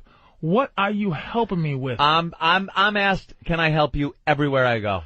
Yeah, because it's really, can I help you? And the other one is, can I help you, you suspicious motherfucker with a big coat? Can I help you not steal stuff? Hey, big pants, can I help you not stick an entire telescope in those jeans and I not know about it, you crackhead son of a bitch? It's not our fault you wear everything baggy. What? You can hide a half a store in your clothes. Do you think if their loss prevention, do you think if their loss prevention department, right there in that store with their cameras and everything else that they watched white person after white person come in and steal shit, do you think they'd still just follow black people, or do you think they'd be following white people? They'd follow black people still. Really? And I truly believe that. If everybody came in, stole, was white. There is not one stereotype that white people do that make everybody look at white people a certain way. I don't know why you get a pass like that. I don't know why we don't. Baseball, Little League, baseball, or soccer coach is always looked at as a ped. What? Well, I can't argue. I think so. I can't. Priest. Well, white priest always looked at as a ped. Well, they are. That's not stereotypes. There's probably a poor priest out there going, I just want to serve God. I just want to serve God. And all of a sudden I come in and everyone's looking at me saying, can I help you? So you're doing the same thing. I mean, most priests that, join the priesthood aren't touching kids. It's a very, very, very But that is a tiny stereotype that has If you talk to Colin Quinn, he has the theory behind, I can't repeat with Colin, but he has the theory of why they. No one can. It's some mumble language. No one understands. It's something about, Colin. I forgot if I'm paraphrasing, but it's like Irish people that Catholic thing is very weird. Mm-hmm. So priests are the gay little boys in the neighborhood that weren't tough and didn't play sports, and they put them into the priesthood because that's what they are. They're not gay. They're priests. They're priests. They're celibate because they serve God. Well, we're going to have to stop for now because we've got too much going on. But this black and white show on FX is very interesting. I got it DVR'd. I'll watch it so I'll be more informed about it. All right. Well, I'm not going to watch that fucking show. I refuse. We'll play more clips maybe on Monday. We got Greg Giraldo here. He's stopping by to say hi. Also, we got to talk about the freaking video game. We went on an hour tangent. How did we turn left? I have no idea, but there's a video game they're up in arms about, the latest stupid video game. We never got to that. No. When did we leave and get I completely forgot about it. My big mouth going, what? Why is cheese so expensive? and then you got to talk about for 40 minutes. Jesus. How about you edit yourself sometimes? I really am an ass. It's like, what video game? Man, do you hear Swiss cheese is causing cancer? Patrice has been here 3 days. I think we talked about 2 subjects. I got 20 we could talk about here. I really have low attention deficit. Oh my God. I'm just as guilty though. I'll be going off on you. Yeah, what about that cheese? Can I guess that video game? Go ahead, Patrice. What is with ham? Ham is salty. And you know my blood pressure, I can't deal with this salty ham. Well, Patrice, let me tell you, the salt is a preservative. Like, I fall right into the fucking, the track with them. Focus, Patrice. And you know there's a motherfucker going, I gotta go to work. Get you the video game, you fat fucker. Man, but ham is important too. Don't we all like ham? We were this close. I was going for the button to push it, and you asked what the game is, and at that point I should have hit that, but I made a dumb joke about the Asian with the text messaging. Yep. Saying that's the game. You know, try to find the 13-year-old Chinese girl that's text messaging. And wait. And then Obi took it there. Yes. But you sent it to the 13-year-old girl. But then somehow, how did it get to black and white? It always Did we does. Doesn't it always just get down to that? You know, some guy is calling. Will you shut your fat fucking mouth, motherfucker? All right, listen. What's cheese? Greg Giraldo's going to join the program next, and we got an American Mess. Still doing the open call for American Messes. Is he here? Every Friday we do an open call. They left? Yeah, they left. Because we never got to him? Yeah, it's a long story. Oh, no. You guys decided to say no to that? We didn't say no. Who the fuck said no to this? Lawyers. How to be lawyers. Why would they say no to something like that? That seems to be something that seems to be something that people do. Like as a what did he want to put up his? Ben, why don't you explain what the guy want to do? We haven't even announced this on the air. I can't sit here and not squirm. This was going to and be think our about showstopper today. They do that in the hospitals. It's like a catheter. Steve's better explaining. I get All right, Steve, tell us what the guy was going to do for American Mess today. He brought in a variety of sharp objects like a screwdriver, a pen, a pencil. I think I saw a digital thermometer. Oh, God, I can't. I'm in pain. He was going to put him up the head of his dick. And that got nixed. By who? The lawyers. Well, shit, you should say thank you. Probably saved your jobs again. That was going to be our showstopper. Yeah, that was the showstopper, all right. We like doing showstoppers. We had a showstopper. It stopped the show for 2.5 years.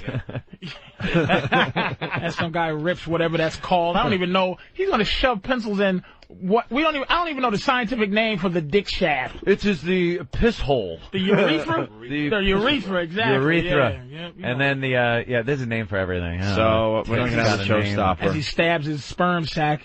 His sperm just keeps coming. Bleeds out on the floor there. By the way, the people that stopped our show last time now like us. All right, a couple things. A week from today, we broadcast live from the Hard Rock Cafe for St. Patty's Day. That's right. Different time for the show, though. We're doing 11 a.m. to 2 p.m. East Coast time. Yeah, we did it last year during our regular show time, and boy, when people start drinking at like 7 in the morning, it got real ugly. So this time it's prime drinking time. And my brother's got a shirt. Of course he's got a shirt.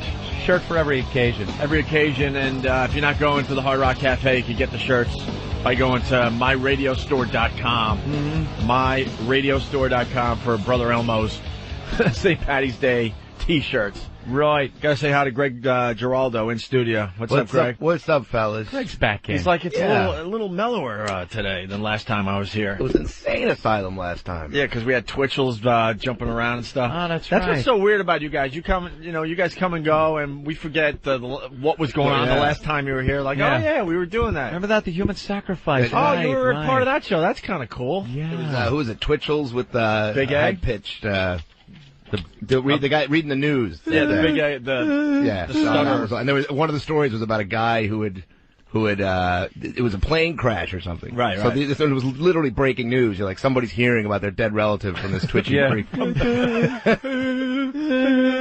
He'll be at the live broadcast. Oh yeah, all the stars will be there.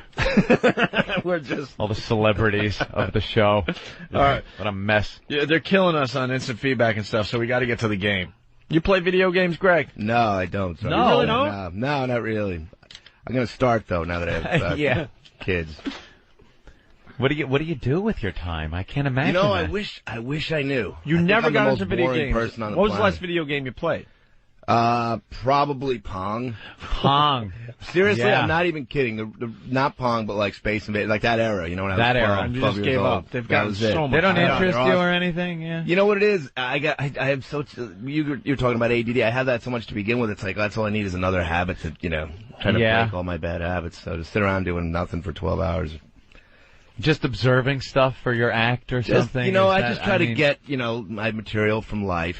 Greg reads. Looking around. A reader? We got ourselves a reader. God, I hate readers. It's like, you know what it is? It's like there's two different worlds in comedy. There's like the Patton Oswalts, and there's silly motherfuckers. And Greg is caught in a vortex between the two, where Greg reads, but if he's on this show, he can't go, well, fellas, I get a special weekend edition of the Wall Street Times. The Wall Street Times. A new paper coming out next week. The New York Journal Times Street I don't just read. He gets I special read papers from Tokyo. He reads. So he comes in here. He can't go, hey, man, I'm reading. But, if, he's in San Francisco. And, God, what are you doing tonight? I'm going to. Greatest one of those motherfuckers who does read the book to the movie. Yeah, man.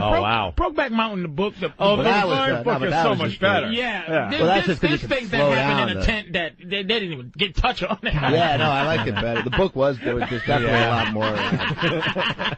So you can hear it. Greg reads. He's a fucking reader. That's nothing wrong with that. When they describe how viscous his spit was when he spit it in his hand and rubbed it on his cock and stuff in the guy's ass. That's what the book gives you that the movie really didn't. It does. Plus, seeing that viscous is spelled O-U-S. I never would have thought. That's the thing you pick up with the book, Greg said he motivates well just through any, I'm not gonna give him that New York Times then, man, because that thing just sits there. That New York Times never leaves this fucking spot. Look how worn out the New York Post is, and look at the New York Times. It's like still pressed nicely. You know what the Times used to be used for in here? Before we got the shades, whenever we'd have nudity here in the studio, we couldn't have the office area exposed to it.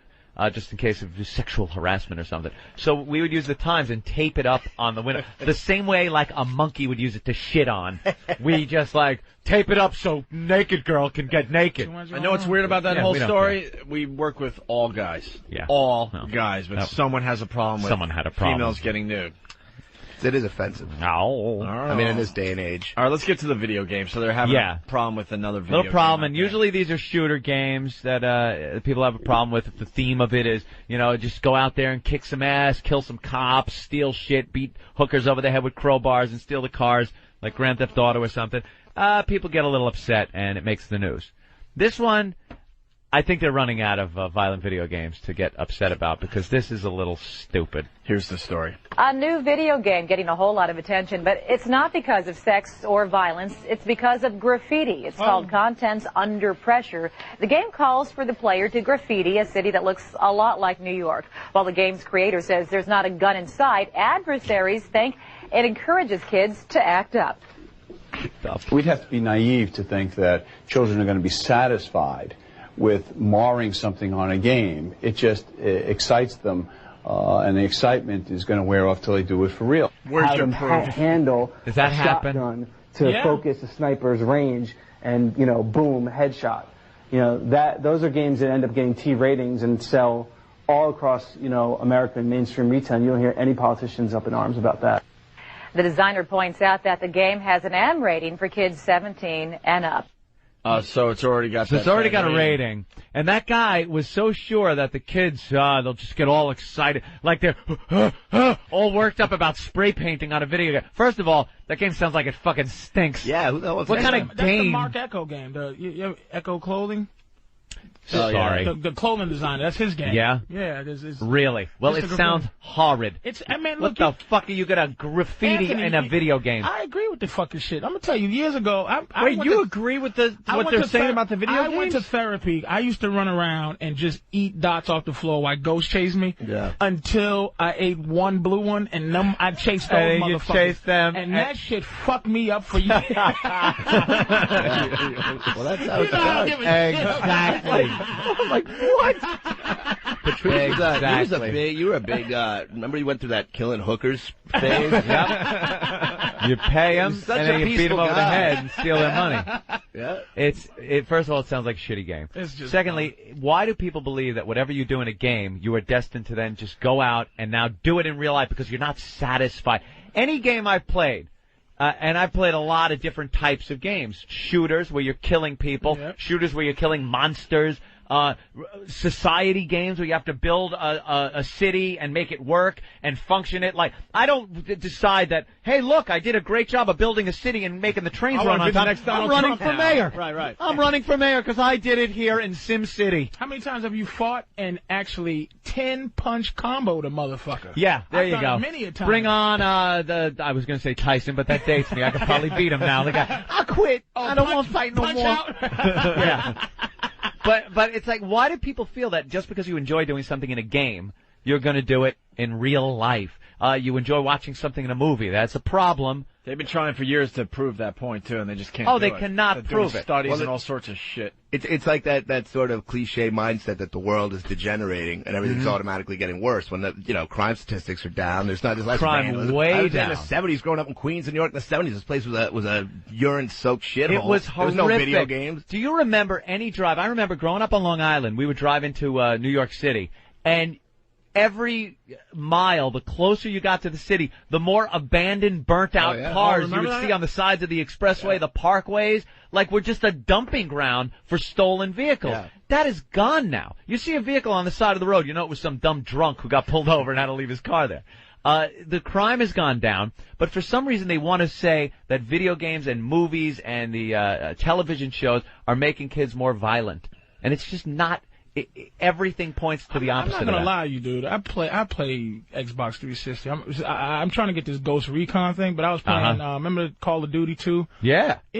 If after you play it for a while, when they become so complex, you really do believe that you strategically can survive in a war.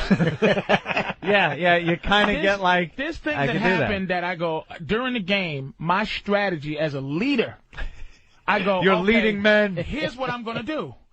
I know that the computerized artificial intelligence, they're going to come here, but a lot of them come here. So what I'm going to do is I'm going to lay in the corner, shoot that guy when he comes in. Then when they come, shoot them. And all the bodies just going to pile up. Right. And the way you do it, you believe that you could make it through. Yeah. You send this guy over here, and now they have these games where you can control your forces. Your other guys, yeah. And it's so real that you might actually Patrice, fucking, think let me you tell can you something. live. You think you're going to lay there as 50 Nazis come running in single file at your machine gun. They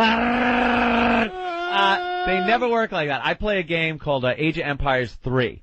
It's a civilization-based game where you got to build up your city, your walls, get walls up, towers, gun emplacements. What do they call those because after a while, the shit's gonna hit the fan. What do they call those games? RPG game. Role play. Okay. Or I'm not even sure if that's it. Role play game, right? It's kind of like you're building up your societies, build an army. That's fun. But now you got to have people also that have to farm and do things so you can get resources to build more armies and equipment.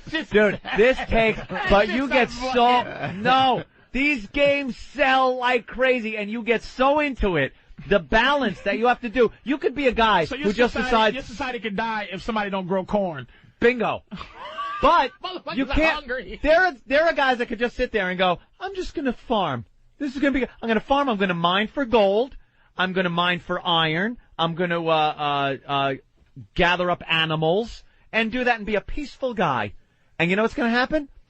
About half hour into the game, a charge of army comes and wipes you the fuck out. This represents like how much time? Okay, Dude, so hours. So you say you're the Ming Dynasty or something? Yeah, right, exactly. You're a farmer. You're in charge of. You got to get hundreds of people now, are in this game. 30 minutes into the game represents what, 100 years? It could, yeah, it could, or you could slow it down. It depends on how fast you upgrade. If you have to get to certain points where all of a sudden it'll go, you now qualify to upgrade to the next age. So now you're in like the Iron Age. You go from all your army is these guys with sticks. Wait a minute. Wait the fuck a second. Okay. So let's say you're in 20 AD or some shit. Okay. Okay. So say you're living pretty peaceful. Right. And say 30 years goes by, no wars. Do you have to assign fucking so that you have children to grow up that become soldiers to defend your fucking territory? You go to your home base type area and start making people. You make people. And they're assigned as workers. Yeah, they're assigned as workers. Then you have to build things like barracks and archeries for different military babies guys. Don't grow. No, babies don't grow. All right. And then after a while, you got to balance out your economy with your military because you're going to get attacked. Now, what I was getting to is the point is you're playing against the computer. You can figure it out. And I've done that. I've gotten like up there quite a few levels playing against the computer. There are ships. You have a navy that could come in. You build docks around there and guard them with your ships. It's amazing. I've built armies that are stunning, that have wiped out the computer's enemy that comes after me. Then I decide I'm going online, motherfucker. I'm playing other guys. So I go online. I set up, and I'm pumping as fast as I can. Now the adrenaline's going. I gotta get this guy farming. I need more wood or I can't build a fucking catapult. I got this guy. This guy got to farm for corn because I gotta feed enough of these soldiers to make them and more guns. So, and I'm building. I get an army up that I think is gonna kick some ass. But explain, this takes days. This isn't a couple-hour game. No, this game this scenario will take about 5, 6, 7 hours.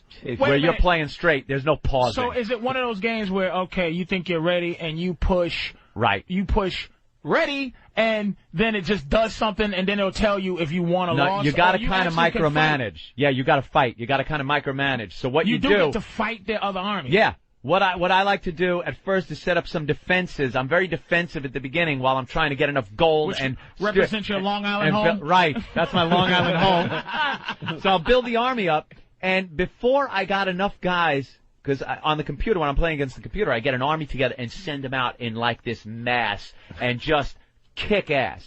Before I got enough army guys, I see elephants coming toward my big city.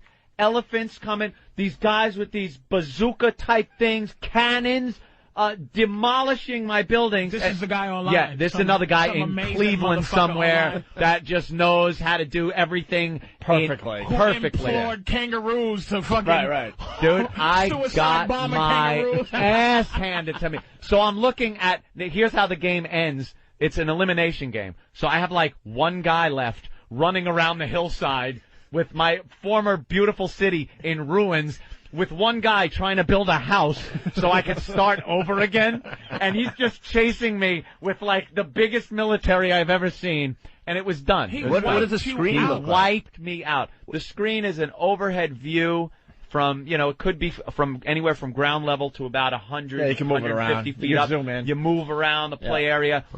You could use different things like canyons and the sea and rivers as blocks and stuff. But the object is, to build a society that works and a military that works. And when you're playing against the computer, completely different animal than playing against another human. They will kick your ass. No, I don't care how good you are. Get your ass handed to you. But it's a great game. 7 hours, by the way. What did you lack to get fucked up? What did you? I don't know. That's just it. I don't know. Where were your elephants, nigga? Exactly. These guys have it down like math. These niggas raise elephants. They have it like math in their head. They know what to do, when to do it exactly to build their society. Where was the elephant option? The elephant option comes up like 5 levels in. You go, now you advance to the Iron Age. Now you advance to the, Middle Ages. So I got 3 guys with punji stakes poking at a metal wall.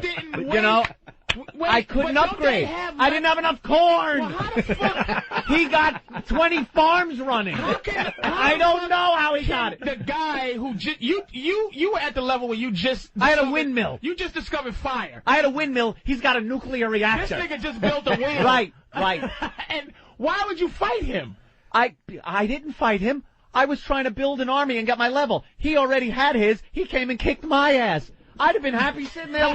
Leave me alone. You didn't get up to elephants, nigga. I didn't get up fast enough. How about Is Narnia? there a way? What level is Narnia where you get a witch and a fucking talking cheetah? Yeah, can you implement religion? And there are like churches that you build. Not so much in 3. In 2, it was great. You'd have priests that could go out and convert their troops. So if you saw a bunch of their troops fucking with some shit, you'd send your priest over and you'd hear, and all of a sudden, bring, and his troops are now yours. They turn around and start kicking ass on the guys that they were just fighting with. Yeah. So religion played a part in it. It is a great game, and I've spent upwards of 7 hours. A fucking life. No. Is that possible to get a life? Why would this is what's going on out there, and it's getting more and more complicated. There are games that are so immersive and complicated. A lot of people play Xbox and stuff, and that's fine, and PlayStation, but I can't play a game with a controller in that I need games where I need a template that lays over my keyboard. I need something with pedals and throttle handles and fucking steering wheels and multi-monitors up on the wall. You gotta see his gaming system. He's the my real desk deal, is man. ridiculous. He's got like huge fans to try to keep everything The cool. fans make so much noise you can't hear the TV. So the graphics cards are working like pumping out water-cooled motherfuckers that are just like I'm playing full screen on widescreen monitors. You know what? That's fucking great though, because you actually look at you. They're having more and more articles about this too. That people are now living their lives online instead in the real world. It's more exciting. It's a creepy thing. I'm exploring this new internet world. I mean, I was literate. I was computer literate, but I think it's a creepy thing. I don't like it. I don't like these faceless weirdos out there. Like if you go Neo is God, and if I didn't meet him, I wouldn't know he was just this hunchback little mess that comes in here, and he's Superman on that fucking thing. Yeah. It's like Neo is God, and you'll see the. You got to thing. explain to Gerald though. He's one of our faithful listeners, but he's scary online. But Pal Talk. Yeah. The Pal Talk. It's the Pal Talk thing, and you got cameras and everything. And on computer, man, it's like.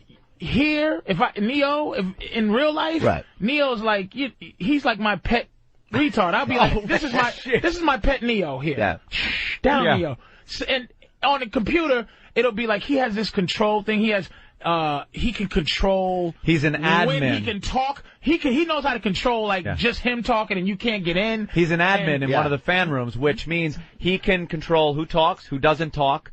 He could throw people out of the room at Superman. At his whim. Isn't that a more evolved? Maybe that's the future. That's the whole point. We don't want that shit to be being the future. a bigger, strong guy is a primitive way of existing. No. That's not my fucking point, which is being just because there's bigger and stronger dudes walking around. I'm talking about just a person, just that you feel energy and you can go back and forth as opposed to I'm typing, hey, what's going on? And somebody, types LO fucking L. Fuck your LOL and your ass and your fucking LOL? Smiley faces and your hey man, like the first time I ever in my life about 7 years ago got on a computer and stopped me from getting on a computer is I changed my fonts to red, all caps. And I go, hey everybody, and some cunt goes, do you have to yell? Yeah. You fucking bitch, I'm yelling now. That was my way of going, hi everybody, I'm new to this, and now you have to yell. Hey, there go Neo. There's a picture of Neo. That's the boss. There he is. Does that have anything to do with me being just a big primitive guy? Master Blaster, run, Barker Town. Bigger and stronger. But yeah, Even though he's built like a caveman used to be built like. That's how cavemen used to be built. In an evolved state, we're not going to have outward presences anymore. No physical bodies. Why would you say that, Greg? Because he reads the New York Times. And that's New York Times, but Greg doesn't even accept that. Yeah, that's what kills me. Greg, you don't. What do you mean? I think in the future, unfortunately, that guy is going to rule our society. Who run Barker Town? Who run Barker Town? Master Blaster, run Barker Town. And do you think that's Neo? Oh, the nigga that sits on Mad Max. But see, that's who he is. He's the midget from Thunderdome. This is time. What's that shit? Time. The time machine. Motherfuckers down low and the Morlocks. The Morlocks and the white hair. That nigga ain't ruling shit. It's fucking Master Blaster. Ruling shit, but he runs Sparta Town at night. He's not ruling shit except for his authentic fake John Cena belt and embargo. And boom, he hits the button. You bounce from the fucking room. Get out of here. And I like Neo, but I'm saying I can't. That shit is creepy to me, and it fucking bugs me. And then they come to the shows and they don't know how to behave like in real society. People. Yeah. They don't know how to do it. That's what I'm saying. Greg knows he's not a part of this. He's not a part of this. He's a enigma. He's like a super studious guy, lawyer, the whole shit. But this whole world is creepy to him too because they're mutants that come out and you go calm down and they don't know what calm down is coming from a human human warmth. All right, thank you for loving me, man, but just relax. Yeah. Because they're used to pushing smiley face. Yay! I love that you like the examples of these guys. Their ultra sophisticated technological powers are that they go LOL. Yeah, that really didn't help your point. Let's go to Yak. Yak, what's up? Yeah, I know the game Anthony's talking about, that civilization game, and he's leaving out the whole thing about the treaties. Like, you'd make friends with a country, and then eventually you'd go fuck with them, and then they say, wait, we have a treaty, and you'd be like, fuck you, and you throw your people around them. You can make treaties with other countries. When you're playing multiplayer, also you can make treaties with people and then break the treaty. Like, it's like, hey, dude, me and you, we'll get an army together, we'll kick this guy's ass. And it's like, okay. And then after you kick his ass, you're the only two left. What, are you going to live in harmony for 1,000 years on your computer? And that's what come back tomorrow and go, hey, how's your corn? No, you're going to get your army and run into him and kick his ass. Just like Survivor on TV. Yeah. Just like Survivor. It's a matter of Long Island. You never make fucking friends, I can tell. That's why you got your ass beat, because the guy made friends with elephant people. No, I don't want to make friends. You're right. The guy's right. I don't make any allies, nothing on it. Like, you'll see a message will come over. Would you like to make a treaty with France over here? And it's like, no. And then here comes a huge French army. Where did you go? I'm still fucking baking bread. Anthony's the only one on there with a phone that goes, hello? Yeah, why are you calling me? I don't want to. No, don't call my house, man, please. On a daily basis, aside from the radio show, on a daily basis, I interact with a hell of a lot more people in fake life, online, cyber life, than in real life. Yeah. That's not good. It's not good, but that's what I think. If you ask a lot of people, except Greg, they fall into that category where between message boards, when I post on a message board, there's at least 50 people right then and there that are going to read it. It's not good, but it's happening. And react to it. Every kid in America is going right back to their room after school and having chats with their friends with the IM. I go home, here I see you guys. I go home, I see my chick. I see my close friends sometimes when they come over or something. Stop with that lie. Yeah, what, that lie? I'm talking very rare. Oh, very rare. I'm talking like Adam Ferraro will come over like once in a blue moon. Get out of here. I'll see him. 2 years. Adam's a Joe creep, Curry. Adam's a strange motherfucker, too. Adam is a creep, and he's my pal. He's just Adam's like so super positive, it makes my stomach hurt. I know. You keep thinking he's kidding. You keep thinking he's got to be kidding. Yeah, like it's like he's so nice. You go, what's really going on, motherfucker? Where's the gimp? I know something's in a trunk somewhere locked up. And now Neo's extreme. I'm just fucking with Neo because Neo kind of to function in life to feel what normalcy feels like, he would have to be on the computer. It gives him a sense of because you can't. I mean, let's be fucking honest. But I'm talking about why. A 55-year-old man, 55 with a full head of hair, with beautiful doe eyes. Why am I being fucking kept from seeing your beautiful eyes? At least Opie he'll roll his. You should see when he leaves the thing with Master fucking Poe wrapped up like Yoda on a cell phone. I'm like, and I just did a show with him, and the way his aura is, because I'm good with reading shit. I give him a, hey, what's up, man? Like. I better not talk to him in the street. He has his fucking hood, and he's not even walking. He's floating like a Spike Lee movie. And that's how Anthony goes home every day. Right. And it's like I barely want to talk to Anthony because you can feel. I flip the hood up because I hate cold. Once it gets warm out, I don't wear the parka in the summer. It's going to be 68 degrees in New York City. When I walk down today to get to my truck, that hood will not be on. He's only doing because he felt it. And I'm like, man, like last night. It's like you don't know how to because it is a radio world. But I like you guys. You know what I mean? But you go like I'll text message Opie. I actually wanted to call him and talk, but I'm like, I'll text message. And I'll go, I'll try to figure out at what text message does it stop. Right. Opie's a kind of control freak. So I said, maybe I'll let Opie have the last text. And then it's like, you come out, and fucking, Boba Fett is got your back and walking the streets, and he's on the phone, not talking to anybody, just pushing buttons with his hood up. And I'm like, hey. He's making corn, man. No, do you know what corn with his phone? Do you know what I do on that phone? He can't wait to get home. He's got to get his corn made. Do you know what I do on that phone? What? When I'm not making a phone call. He's watching TV. I have video on demand on my phone, so I'm watching TV. as I'm walking to my truck. Well, Greg, he's watching the news. That's good, right? I watch Fox News. I feel like I'm in the corner at the closed down Italian restaurant on my phone. I see Anthony come by. I give him eye contact like I haven't been talking to the nigga for 4 hours. I give him I'm not going to bother you, dude. I recognize you. I enjoyed our walk to the garage. We had a nice little conversation. Yeah. I enjoy talking to Patrice. I go, hey, and I don't want to overextend our boundaries, even though we were actually together. Yeah, it was like Patrice goes, I go, go, Patrice, take it easy, man. He goes, well, my car is parked in the. He's like making an excuse. My car's parked in the same garage as yours. May I walk with you? I don't want to make you feel like you have, because I know you're a recluse. Patrice, you are so welcome to walk and talk with me. Howard Hughes. You nailed it, though. You nailed it. Sounds like we're all really close pals. I realized at 11 o'clock we all go our own ways as fast as possible. The older I get, the less people I want to deal with. You're right. I guess bowling's out then. I've gone bowling. You know, it's hard to talk a lot with Patrice around, so I figured I would keep quiet on the radio, and then you and me would go bowling later. Yeah, that'll happen. Patrice does tire us out, man. He's got a lot of energy. I love when Patrice comes on. All right, let's go to Nate in Brooklyn. Nate. Good morning, guys. Hey man. Opie, I can see it. One day you're going to start the show telling us that Ant's in a mental hospital, screaming that he had to kill his video game chickens to keep the guy from Cleveland from learning his Army's location. Take it easy, guys. You got to be careful. Let's go to Knuckle Child in Jersey. Hey, guys. Hey.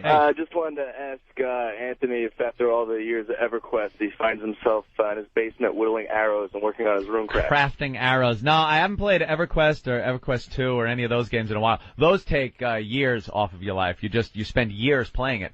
And literally. And they never end. And they never end. It goes on and on to get to the next level. And some parts of the game are combat. Other parts are crafting arrows to use in combat. So for hours, you're trying to get experience points crafting things. One time I spent hours making iron ingots so I could make a belt buckle, and it just took hours. Hold on. No, that's not right. All right. Why don't you go see, Anthony, why don't you go see fucking The Hills Have Eyes with me? That's it. Like go to you Let's with just the go movies to a movie with and watch you. The Hills Have Eyes. I could probably get it from one of the guys. They burn it, and I watch it at home on my big screen. It's great. Patrice, granted it's not normal, but this is going on. Explain the eBay thing with EverQuest. That's even creepier. People make characters for EverQuest. Now it takes years sometimes. Some people power game, but it takes years sometimes to build up your character. I've had the same character since 1998 on EverQuest, and it's valuable. It's still there. It's valuable. Is he out there somewhere in the cyber world? Yeah. Right now he's crouched down somewhere, just sitting, just waiting to play again, waiting for me to log on and give him life again. What's his name? Andy Serkis. I think his name is Vax, VHAXX. That's 8 years of your fucking life. This character is sitting there. I am so fine. You know what? But it's so. He started out as just this guy from the Northlands, the snowy Northlands, as nothing with no possessions. And now I have treasures beyond compare, Patrice, and power. You know what? Power. You don't condone this. I don't. But I'm kind of playing devil's advocate here a little, which is what's so great about regular life anyway. Thank you. Fuck you. No, I'm not kidding. Really, if you think about it, I mean, what the fuck? You could create ingots. It's your right. And you get to live. You get to live in existence. What is an ordinary person day to day? What is so? You got a good life, Patrice. You're a comic. You get a lot of ass. A regular life for an average everyday person. Patrice, have you ever been on a raid with 150 people to slay a dragon? And I wasn't fucking working. Well, my friend. What you're missing, sir. I don't want to be Shaka Zulu, motherfucker. I want to be able to eat a fucking bagel with salmon cream cheese. All right, listen. Hold on, though. Explain further the eBay thing, because this is how crazy this game gets. So people and build how up serious they take their levels and build up their possessions to a point where they then can sell their account on eBay And these things went for thousands of dollars at some point. Somebody paid like $5,000 for a character. Or a certain weapon, too, right? Yeah, certain weapons. They're like, I'll sell you these. Weapons that take what? The staff of elimination can be sold to you. What's the oldest character? How old is this game? Game probably, I think I was on it really at the beginning, so probably 98. But listen how this exchange takes place. This is the weirdest part about it. What they give, you got to pay. So you go on eBay money with your character or this weapon Yeah. that's really hard to do unless you want to, spend, I don't know, years on the game or whatever. Yeah, years. So you'll throw it on eBay. I got a certain weapon or certain character, and then somebody will say, well, I will pay you the $5,000 for that. Yep. And they wait for the money to go into an account, and then they meet in cyberspace, and the character's handed over or the weapon's handed over. Then you give your login name and password, and the character and is then there's no way yours. for you to download it and keep it and then sell that motherfucker. What's to keep you from selling 85 of these dudes? Well, you would probably, I don't know, if you took the money and didn't give the password. No, you get the password, but you just just transfer him over. You know what? I'm guessing that the guys that spent 12 years developing these characters have some sort of some sort of system built. Something so they don't get ripped off. I should have. The guy that's selling it to you. Yeah.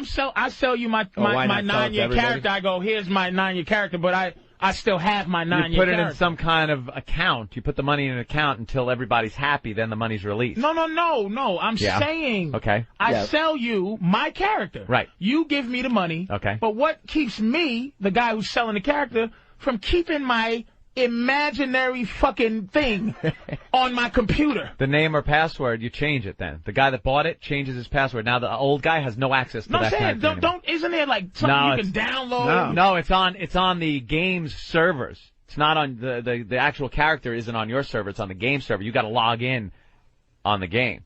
You can't just have it at your house. That's just hand over some graphic cartoon to some guy. This is where it gets crazy. Dave in Memphis. Dave. Hey, boys. Yeah, I had to dump my fucking wife, man. She got so engulfed in these fucking RPG online things. They were calling. I think it was called. They were calling games like EverQuest and stuff the Widowmaker because it would break up relationships like crazy. There were people that just wouldn't pay attention to wives and girlfriends, boyfriends. Let's see what happened to Dave. So what happened, Dave? What was the game? And it was called RuneScape, I think. RuneScape. Now it just turned her into a fucking zombie, man. The house, never pick up. She never fucking cleans. Just sits there. She's so fucking living in this online virtual fucking world, man. I mean, it just drove me nuts. People get married in this world.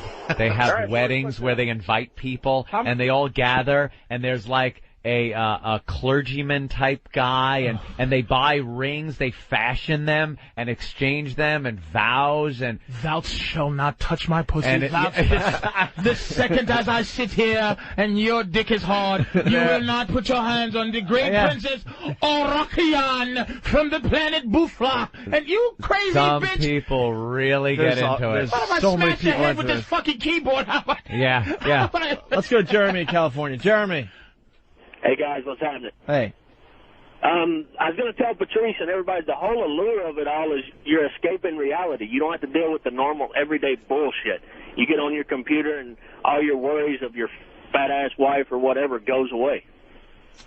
It's sad, dude. That's just fucking sad, man. Well, I don't know about that. People are really enjoying their time on this shit to escape from reality. Yeah. I am reality. I am reality, motherfucker. Are you out? I'm not impressed with this shit. I'm not. It doesn't make. I don't sympathize with this whole escape from fucking. It's not. I gotta live reality, nigga. I got diabetes. There's no magical mountain I could go on and not have to fucking take pills, nigga. It ain't Deal with no life, escaping motherfucker. reality game. Deal with your shitty job. Why can't you just enjoy it? Really, like, the Widowmaker's enhancing your fucking life? For some people, this enhances their life. I love. You're a 30-year-old guy living in your parents' basement working at a deli, but online you're a king of some fucking society, some realm. So what happens after logging out? You log out, your character sits there where you had it until you log back on. The game never ends. What happens to you? They get another logging out. They get another addiction. They get another video game they're into. My brother's roommate spends well over 16 hours a day on one of these online games. He has given up on doing anything social. He goes to work, and he goes right to his room, closes the door, and you don't see him until he has to go to work the next day. You had to be real. That's his entire life. It's not an exaggeration. I'll be over at my brother's. It's 90 degrees, summer day, gorgeous, like get the fuck outside, have fun, right? His shades are down. He's online with his headphones, just enjoying the hell out of himself. He doesn't give a shit about the real world anymore. You had to be real to do this. You had to be real to do what you're doing. Yep. You had to be real to get into comedy. You made a conscious decision to stay real. Yeah. There's times you wish you could have take a Calgon bath and fucking leave it all behind and Take go wild. me away. It's just like I don't have sympathy for people who commit suicide. It's like it's too easy to escape from fucking what reality, motherfucker? It's not. Handle your reality. Ain't no escape from reality. Any entertainment. You can escape. Yeah. That but sports, it's anything you do. But you're not an escape from reality, No, comic Greg. No, I'm not. You give people reality when you're on stage. You do. Do you or do you not? But it's just having fun for most people. It's not an escape. It's going. I enjoy the graphics. I like the gameplay is fun. At no time am I like, thank God I'm here in the castle. The reality out there. I don't want to deal with. I find that hard. Look, man, it's hard to raise a real dog for 10 years, let alone to take the time to raise a cyber alien nigga and sell it for a couple of dollars. I love how passionate he can get about, like, basically, I know. Should you spend 20 hours a day on one of these games? Probably not. But you're like fired up about it. Like, you're gonna set them all straight. Because I get on these Pal Talks and I'm a regular guy trying to be on Pal Talk, but I'm with Super Johnson is great. Bottom slash who takes pride in this shit. All I want to do is see a titty, nigga. That's all. Yeah. I want to see a titty I can't see in real life. How good is that? Escaping reality, are you? No, nigga, I'm trying to find it. Because my conversation is, hi, bitch. Your Lovey Lumps 01 in Nevada? Listen, you ever make it to New York, bitch? I'm trying to get a bitch on a plane. That is interactive. Wow. I'm trying to beep, boop, send, and you want a reality. You're using that as a tool to make it real. To make it real. All right. Touch me, baby. I hear you. How's that feel? Better than that keyboard, huh, bitch? Let Greg. But as far as all this virtual stuff, it's kind of the sex stuff that they have, which you think would be much more evolved, right? Actually isn't. Right? They don't really have, like, great virtual sex and interplay at this point yet. No, it's a lot of flashing of tits. It's a lot of solo action. A lot of guys jerking off on this goddamn thing. But, you got to weed through the bad. I mean, you would think that by now, given what they're doing with everything else, that you would have helmets and systems and things. Wasn't it supposed to be like that? When they showed it back in, the early 90s, you put that virtual reality helmet on, laid back in the chair, and you're feeling titties and shit, and you're running your hands down hips and fucking. And what was Stallone's movie? What's that one? Him and, what's the name? Funny face. Sandra Bullock. There was a virtual reality. Demolition Man. And just fucking in the helmet. Yeah, fucking in the helmet. Get out of here. I saw this chick in Reno, dude, and I'm like, me and my girl looking at her, and we have to do the whole computerized comfort zone, the computerized foreplay. Like, hey, why don't you be wink, wink, whisper cam, and how about I invite you into hey, make a new friend room. And then it's like, hey, sweetie. And I'm trying to figure out, okay, this was great over the internet. This is beautiful. But listen, you going to be in New York? Yeah. Look, I got a website. Go to PatriceO'Neal.com. You know I ain't no thrasher, bitch. You know what I mean? Just tell people you come to visit Patrice. And they gonna find me. I ain't gonna kill you, bitch. He is trying to get girls live. Nigga, let's come on, see me. Yeah. Come on, see me. How's baby. that working out for you? Look, I'm a master at getting some titty. I'm a master at that shit. I've had bill collectors come and visit me, nigga, and I'm not bullshitting. Bitch come to try to collect money, and I'm like, oh, pudding pop. What is this all about? Is this fulfilling? You gonna try to take money from a black man? You know, come on, baby. You know what college is like. Come on, see me. Come see me. That's what I want. I don't want this magical play like this Lucci chick that runs your fan site. Yeah, there she is. It's like, come on, baby, come out. Look at this bitch. I don't want to talk to this bitch on the screen. She got big old juicy She came titties. out. She was at FH Riley's walking around. She hides. Well, she's just regular bitch at F.H. Riley's, but on here she's Lucy 18. All right, here we go. Mark in Georgia. He lives in the virtual world. Mark? Yeah, I used to. What happened? used to, huh? Oh, yeah, we did Air War for about 4 years, man. Air War? You got to build your Air Wars, yeah. Air Warrior. And you got to build, and it takes years to... You got to build your own airplanes. You got to learn how to fly them. Then you got to learn how to fight to freaking stay alive. Yeah, there's that whole time thing. Those are the addicting games, the ones that take a lot of time to get to anywhere valuable. And it's like 12 hours a day. Next thing I know is like, damn, I hadn't eaten in the last 24 hours, you know. You hear this? He stopped eating. You know who got way deep into EverQuest and EverQuest 2? Keith the Cop.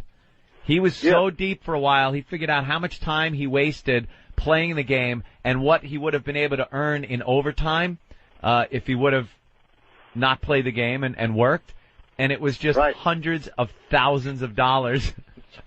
That he wound up just wasting away. And this guy stopped. Let's see what happened with Mark. So what happened, Mark? You did this for 4 years. It got to a point you forgot to eat. I went and bought 2 new computers, every fastest upgrade, anything that could come out for video and sound was there. I built a whole room just for this computer system. And it sounds like he got money to spare. Yeah. And then the ex-wife said, that was enough, bye. She left you. She left you. Oh, Holy yeah. Shit. Every bit of it was gone. Did she take half your gaming system? That's when I knew I was addicted to the shit. I turned it off. And you haven't played since? No, I couldn't. Man, look, it was worse than I don't even know what kind of addiction that was. Mark, I gotta tell you, the games now, they're so good. Is your life better? Come on, give it a try. They made the crack stronger, bro. You gotta check it out. Is your life better now, dude? Is your life better? Yes, it is. Thank God. Right, I didn't know what I was missing until I got out of it. Life. I appreciate it. Man, we're on to something. Thank you. I can't even think. What's your name? DiChiara? Dicterium. What? Dicterium. That's his magic screen say. That's not his real name. His real name is Jeff. He's Dicterium, the evil lord of justice. He's Jeff, and he works at Foot Locker. Dicterium. Fucking asshole. All right. What's your story, bro? Well, I met my wife on EverQuest about 3 years ago. We used to meet out by the lake by a small town in one of the realms. They met in the cyber world. We'd start fishing, and then we'd, go on hunting parties together. And wait, did you? Yeah, you can fish. But did you actually have a spot in the cyber world? I'll meet you by the lake. Yeah. I'd get on after work. And did she cyber stand you up, and did you have to cyber take her to dinner too? You psychopath. There are lands in these games that aren't just random. I mean, and they're huge. These games are huge.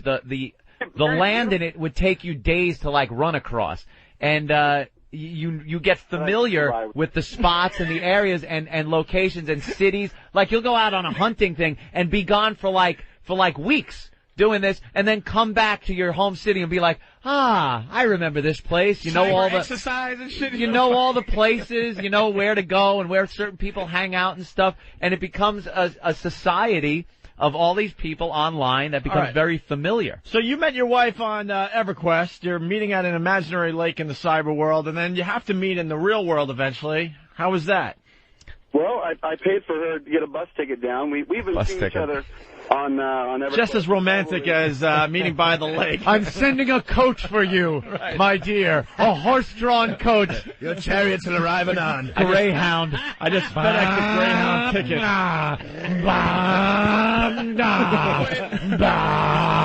But the ticket had a wax seal that when it broke, Jesus came and fished.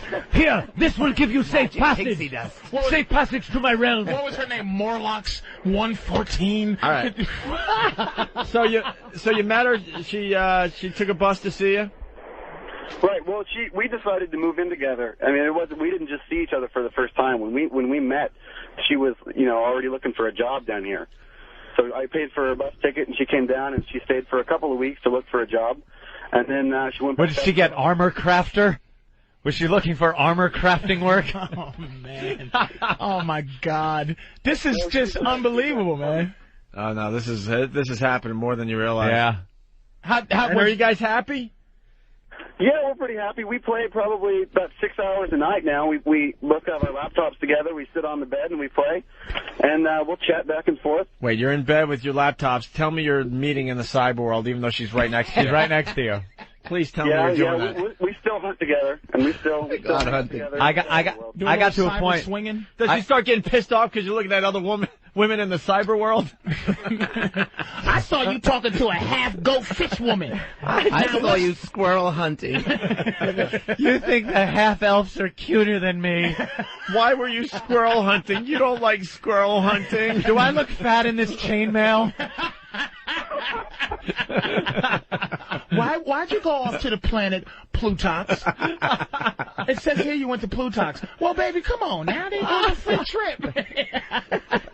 I used to set up, I had 3 accounts on 3 computers. You know that shit's going on, too. I heard you got the princess from Mario Brothers pregnant.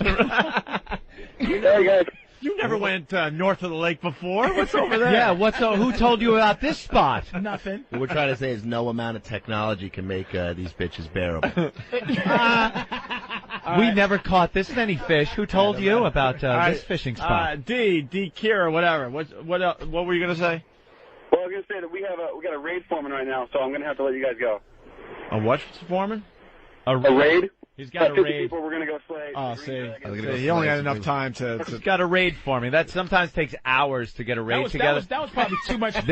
Dude, let me tell you something. You're trying to coordinate 150 people in a raid, and these are all individuals all over the country, geeks from everywhere, in a room somewhere to go in and slay this like dragon usually that has so much power and hit points that it can kill you. It's got something called like death touch, where all of a sudden 25 guys will be wiped out dead just in one wave of this thing's wing or something. So you get this raid together, and it would take 5 hours sometimes to coordinate 150 people to what you're going to do. The raid goes in, and it's a wipe in about 5 minutes. Everyone's completely wiped out and dead. And the rest of the night is trying to revive everybody. Whatever happened to this short attention span thing that these games were supposed to Well, do? some people have short attention spans, but people that do this cannot have. They are the ones that are the OCD people that are meticulous, that pound every day. Must go up another level. I'm level 15. Must reach 16 by tonight. Have to reach 17 by tomorrow. I'll be in a minute. I'm so close to level 18. I gotta screw eating, screw sleeping, and it's just screw my job. But you don't even understand. It's not screw eating, screw sleeping, screw your job. It's holy shit. I thought that was 5 minutes. It's been 12 hours that went by. You don't realize that much time went by. You're lucky enough to max out at like level 60, and all of a sudden, now it's level 70. Expansion pack comes out, now level 75. You made it up to level 60. Oh, 75's tops now. Let's go to JR in Atlanta. They keep the crack coming. JR. What's up there, buddy? JR. I guess we lost him. No? I guess Fortune Magazine was talking about some of this stuff. Yeah. All right. Why don't we take a break? It's still very huge. I mean, a lot of people are doing this. It's amazing. We could talk for the next hour on this. I mean, it's some guy sold his character here. Look, he's looking for $900 for selling my time invested in account. That's how they have to sell him. You have to say my time invested because the account actually belongs to the company that runs the game, and it's illegal to do this. It's a level 70 bard with over 120. These are extra points that you're able to get. 1,020? Yeah, he has 12,000 hit points and 10,000 mana unbuffed. That's his potential to do magic, as measured in mana. He is track V and anguish flagged. Which means he can get into certain cool areas. He has his Epic 2.0 weapon. Your epic weapons take months to get. And he just spells it out. All of his spells, even ancient level 70s, he's not the original owner, so cannot transfer him. I'm willing to show him to anyone interested in the game. This guy's selling it for $900 he wants for his time invested. And he'll get it. You got to feel good about yourself when you lay out $1,000 and just come in and slaughter everybody with someone else's dude. Yeah. That's pretty much. No, Greg's on to it. You know what happens? They get chastised. They get yelled at in rooms. Fucking noob with your eBay character. Hey, we got a noob here with his eBay character. Do you guys try to gang up on those type of guys? Yeah, sometimes. Yeah. In player versus player. Well, we can talk about this rooms. all day, but we'll move on. We'll move on. Greg It's a lot of Giraldo fun. in the studio. We promoting anything, Greg? No. All right. No, just trying to He's stay just doing alive the hang. day to day. Very funny comedian. Very funny. Now ask one of these MySpace cyber fucking comics if they got anything to promote, and they don't. But bad comics are always ready to fucking promote. Yeah, I got a bumper sticker. Well, I mean, I'm just really here. I got my new CD record release bumper sticker bag of marbles promotion gimmick coming up on Tuesday. See the cynic. See the he fucking. This That's why we cocksucker- like him. This cocksucker will not join me. In this, he hates that shit too. He but some of them are his fans, so you don't want to. You know, Greg's a nice guy, but he fucking knows these clowns. He's being forced to promote himself. I've been raped into coming into MySpace. Friend requests, Jimmy Hats.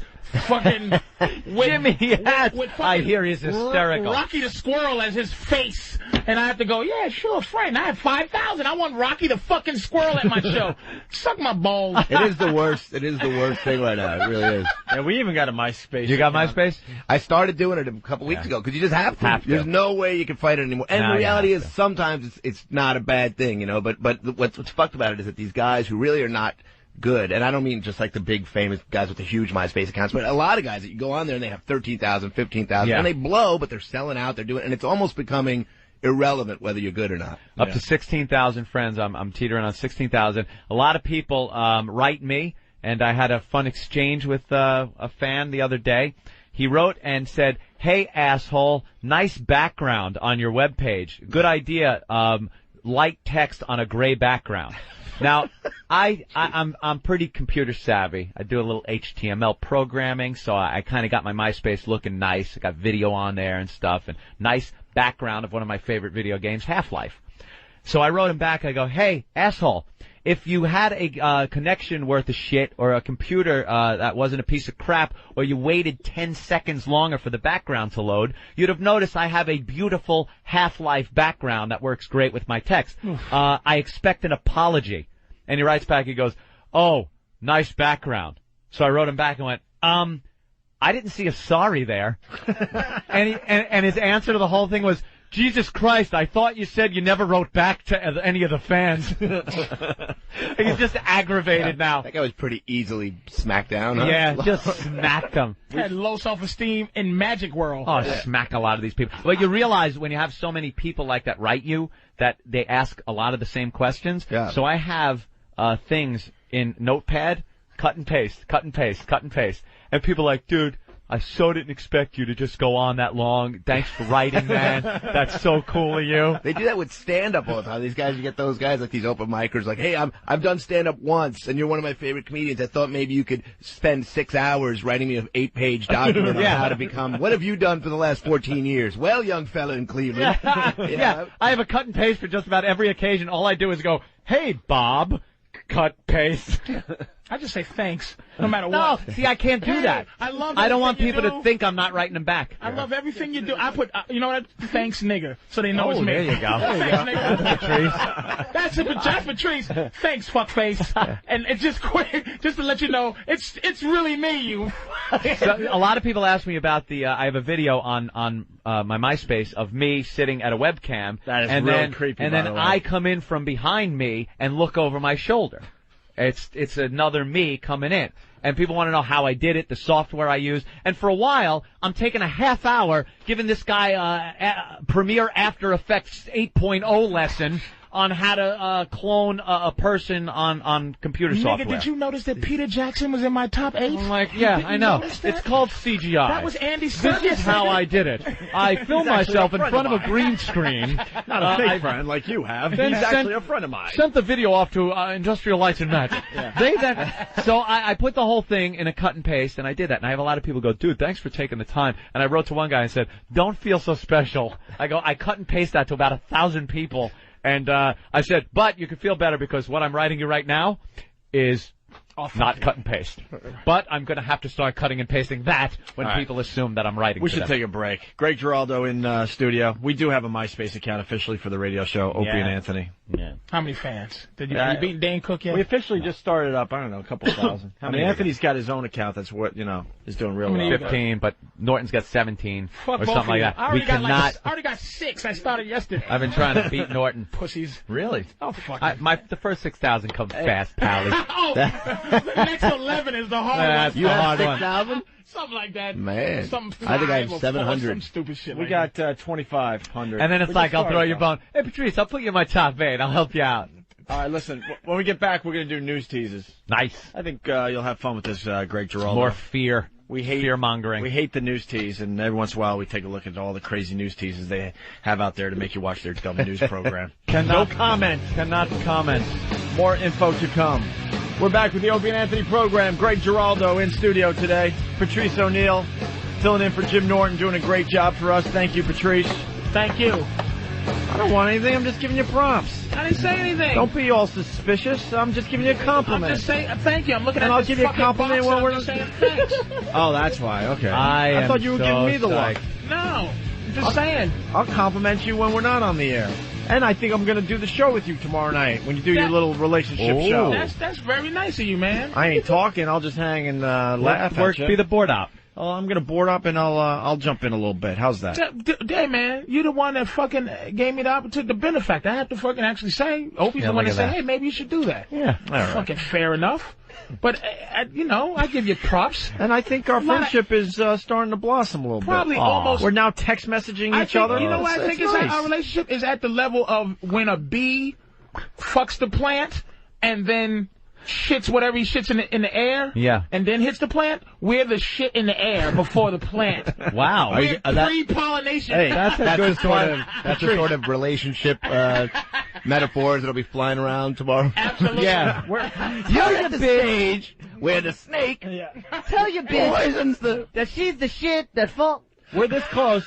Patrice, we're this close to going to see a movie together.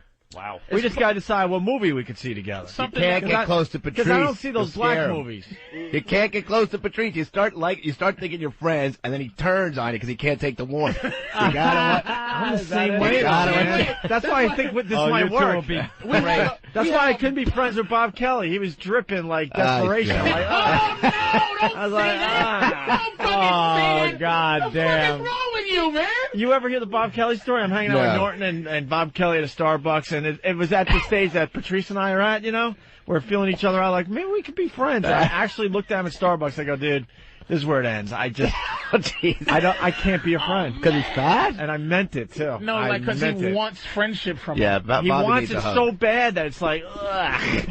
And I actually love pulled him in a Bobby. Bobby's a Starbucks good guy. near Jimmy's old joint. And he's like, what the hell's wrong with you? I'm like, Yeah, we're just perfect. being honest. Both Instead really, of us like walking around with this. both really distant. Like, Yes, Anthony, I'm sorry. The guy that was going to come in for the freak thing today, for American Mess, Yeah. he was going to stick things Yeah, in yeah. his peenie hole. Yeah. He's available on Pal Talk. Yes. On cam. Hey, he's doing what he wants to do. Yeah. We have nothing to do with it. Yeah. All right, that'll be the showstopper. The dude that was going to come in and shove things in his pee hole. He's going to do it live in studio on a webcam, by the way, so the rest of the country could see. Yeah. Well, for some reason, lawyers don't want us to do that. So now he's going to do the exact same thing, just from a different From location. the comfort of his own home, I guess. I'm having a lot of problems keeping the camera going here.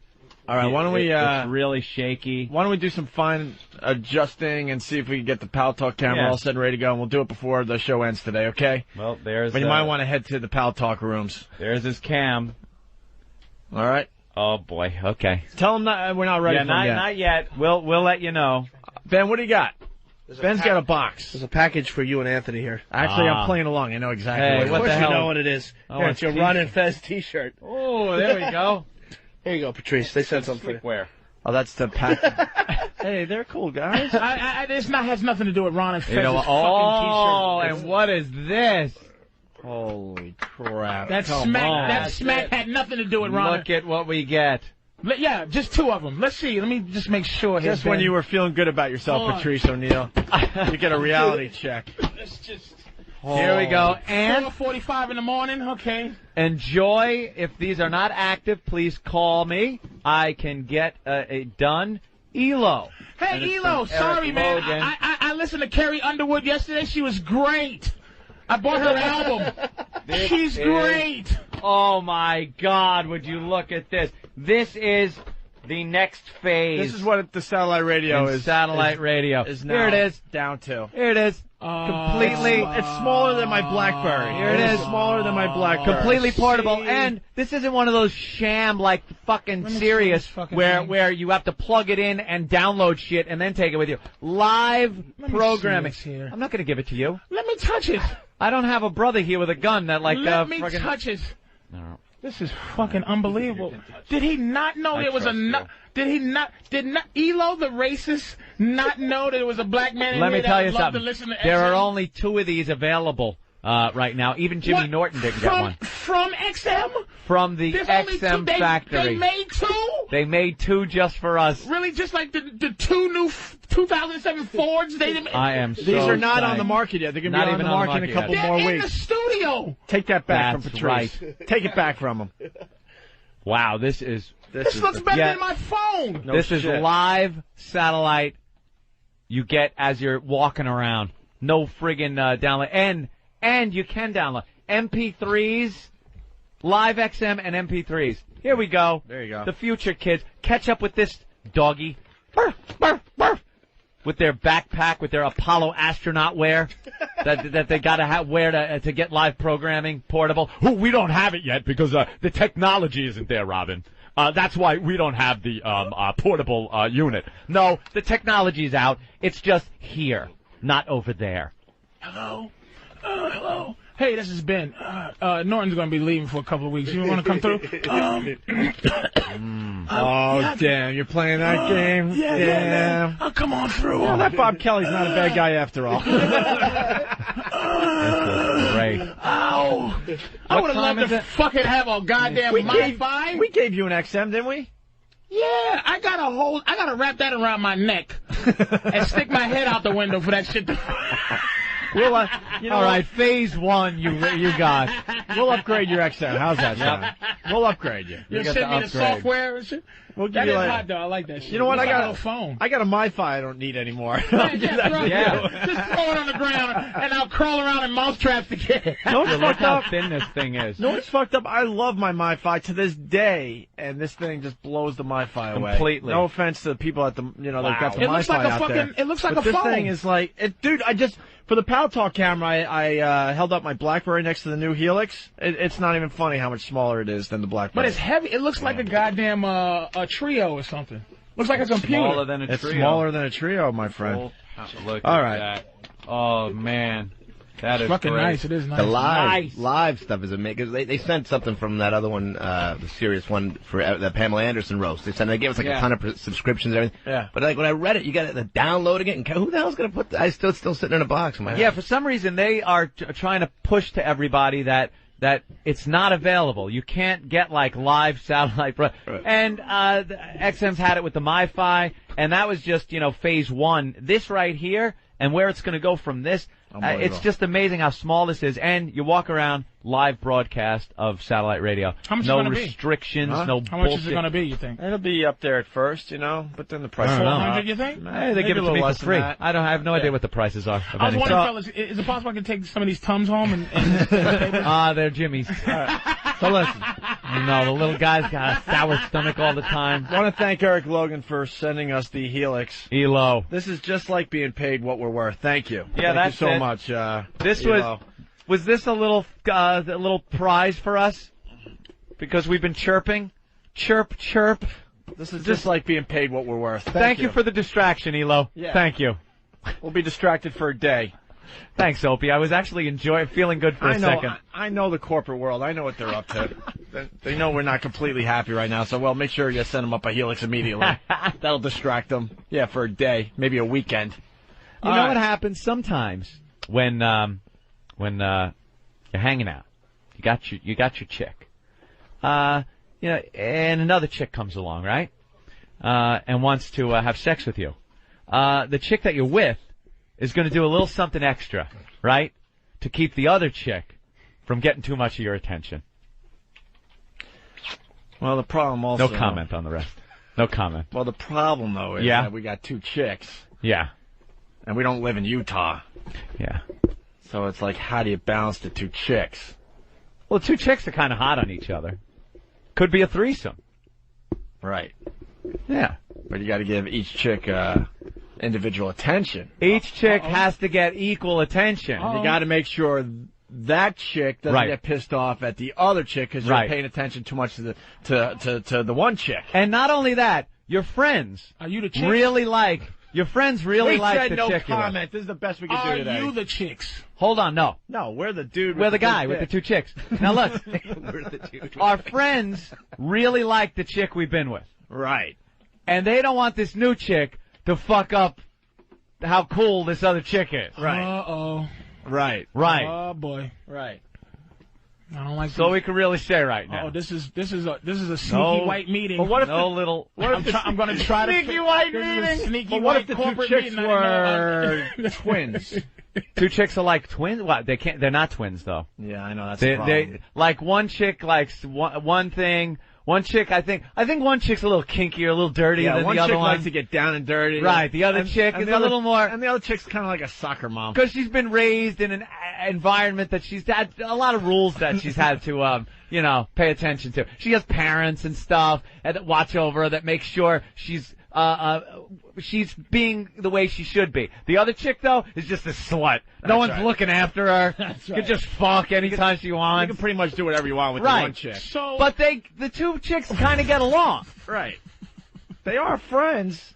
Because of us. Uh-oh. They're getting along. Right. Because there's a mutual interest. The guy. You're the guy. Yeah, of course they're the guy. The one chick you're going to have to take out on a lot of dates. Yeah. A lot of dates. The other chick you can just bang her and then drop her. Now one chick is really drop her off. One chick's really an attention whore. Right. She wants to monopolize a lot of time. Right. But the other chick is a little more open. There's some appeal to the other chick. A lot of appeal And to the both other. chicks know about each other. Oh yeah. Oh, Both yeah. chicks know about each other. Oh, they yeah. want to hook up and do a threesome. So is the soccer mom willing to be a whore for the men that she likes? The soccer mom would like to be a whore, but the soccer mom has so much psychological baggage from its upbringing that it can't just be a The whore. soccer mom would love to be a whore if no one was looking. But she's trying to compete. She's trying to compete with the whore? Not compete with the whore. Know that the whore has her role. Right. And she wants to act with the whore. Why can't there just be a whore and the nice girl in the threesome? You know? Like, so one lick your nipples and the other one is just sucking your balls. Right, exactly. And the one licking your nipples goes, wow, she's a real ball And the sucker. best thing is, everyone wins in the relationship. That's right. As long as you keep the chicks separate. So what's as long as the 2 chicks never really gotta meet. know Which that. one is the problem? Huh? Which is the problem? The whore or the soccer mom is fucking up the system? Well, there's issues with both of them. And who sent you to Helix? The whore or the soccer mom? We love the whore. We love our whore. You slut. So we know who the fucking whore is. Let's just put it this way. This Helix is a sex toy for the whore. But the nice girl really wants to get in bed with us. Right. But the nice girl, she just doesn't want to get as sloppy. She's laying But you know what down the rules. She will let you lick her asshole, but not fuck her in it. There's a lot of rules. There's a lot of things that the nice girl's laying down that sometimes us and the whore are going like, stop fucking up our shit. We're having a good time in bed here. We want to invite you in for some fun, but if you keep with these rules, you're not coming into bed with us. She'll suck your dick, but she won't spit on it. But she'll actually tell you that. The whore lives alone, by the way. Right. And the soccer mom, there's a lot of other girls around. Yeah, a lot of other girls around, and a lot of other corporate bitches. You shut up. Look, we're trying here, okay? Fucking phonies. Y'all really bug me with your innuendo. Wait. Fucking tell Oh it shit! Oh shit! Look, E-Rock's running in and writing a note. This can't be good. Wait, you guys weren't really talking about 2 chicks? Oh shit, E-Rock! What's the whore saying? What's the whore saying? Did the pimp call and say to shut the fuck up? Yo, baby, you got to stop telling your business. Well, this sucks. Ron in Vegas. Ron, what's up? Hey, good. They're doing the ball bag bit right now, man. Have the pests fucking unleash on these bastards. Do you have a radio and you're listening to it? Can we get audio for Monday? Yes. Is that possible? Unfortunately, I'm on my way to the courthouse as an attorney, not a defendant. Can we Yeah, listen in. Can we listen in a little bit? Hopefully someone's taping this and can send the tape in for us. Hey, drop trout, man. Show everybody. Time to drop trout. All right, turn around the other way. You can't hear this one. Honey. We've given him each a little thing of honey. His signal, is that it? Can we get it? We'll try to stream it. Greg, we did this crazy bit a couple weeks ago where we had guys come in and they got stung in the ball bag by real wasps, bees, yellow jackets. Never been done on the radio before. And, well, the rest of the radio has decided it was such a great bit they need to do it immediately. Yeah, that's what happens. And it's really frustrating. Don't unhitch. Just keep it warm, Yeah, okay? Keep it in the stable. Okay. Yeah. Keep the horse in the stable. Yeah. Why? Time to drop trout, man. Okay, go ahead, show everybody. Time to drop trout. You know, that's just going to drive me nuts. Hopefully someone get the audio and we'll play it on Monday. People are hysterical. Why? It's kind of amazing. There's already a huge backlash. Dude, because like in comedy, you guys really take your shit seriously. And believe it or not, there are radio guys out here that take their shit seriously. We're not going to play the Howard game where, you know, he invented everything. But there's guys like Ant and I, and there's a bunch of others out there that do original, creative bits. And you're proud of it, and then you turn on a radio in Vegas, and these guys are just blatantly taking your bit, and they have no shame whatsoever, and no one in Vegas knows where they got it from. It is so frustrating. Could you imagine the balls to just sit there and think, I'm just going to steal this? Right. In the comedy world, you guys really, you know, beat up the guys that do that. No. Yeah. Yes, you do. For the most part, you do. No. No. I've talked to other guys, and you guys are dead serious about other people taking your shit, and you let the other people know. Fucking absolutely not. Does it go on as much anymore? I don't even pay attention. Yeah, it goes on so much that no one even cares anymore. Like, it's like, why even... Like, it's the same thing what you're saying. It's like, you got no time to get mad at everybody who fucking... You know, because people go, well, it's too easy to say, no, I invented it. Right. But you made a point yesterday that summed it up, which is... We didn't invent it, but we invented it recently. Well, like we did it. Like I know some shit I do. Well, that like was the mousetrap thing. Said it. Well, the mousetrap thing. Point. We did a mousetrap bit and we made it kind of our own. I would imagine some radio guy did some kind of mousetrap bit, but we threw our own spin. It was spawned in originality. It wasn't spawned in. But the bee sting thing. I mean, find me the tape. Find me the tape of someone doing that before. Jesus, people are pissed. Why? Because they really don't know what's going on. Oh, okay. And they're just like speculating and livid, and it's hysterical. We should have some good info on Monday. Yeah, don't worry about it, people. All please. they want to know is who is this tight bitch who ain't giving up no good pussy. Don't worry, people. Don't worry so much. We know who the slut is. All right, love our whore.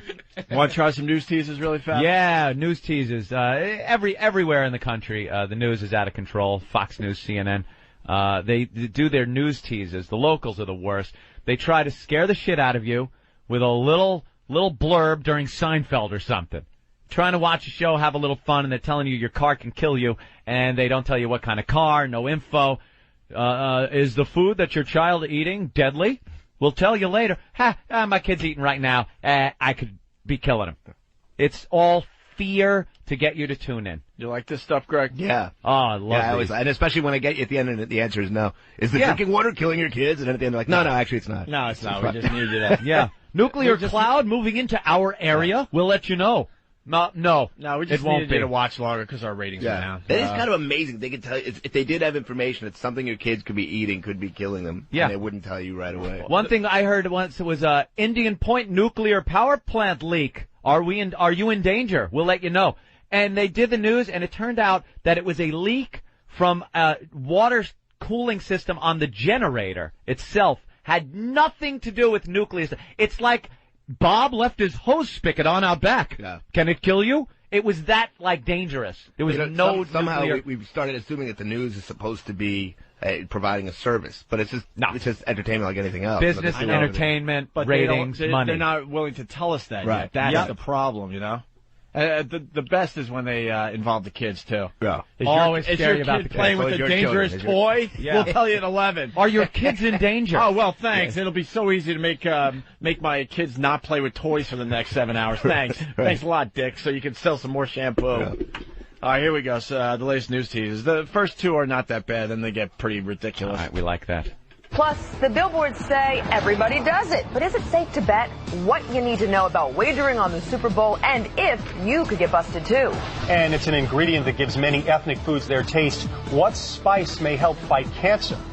You know, it's a fucking quiz show. You know, the news has turned into a quiz show. What is paprika? What is cumin for 400? Oh, damn it! I hope it's curry, man. Hey, man, I hope it's curry. I'll take coriander for 6. They can't even leave our Super Bowl alone. Even people that have no desire to bet will bet on this stupid Super Bowl, and now they're trying to convince you that you might get caught.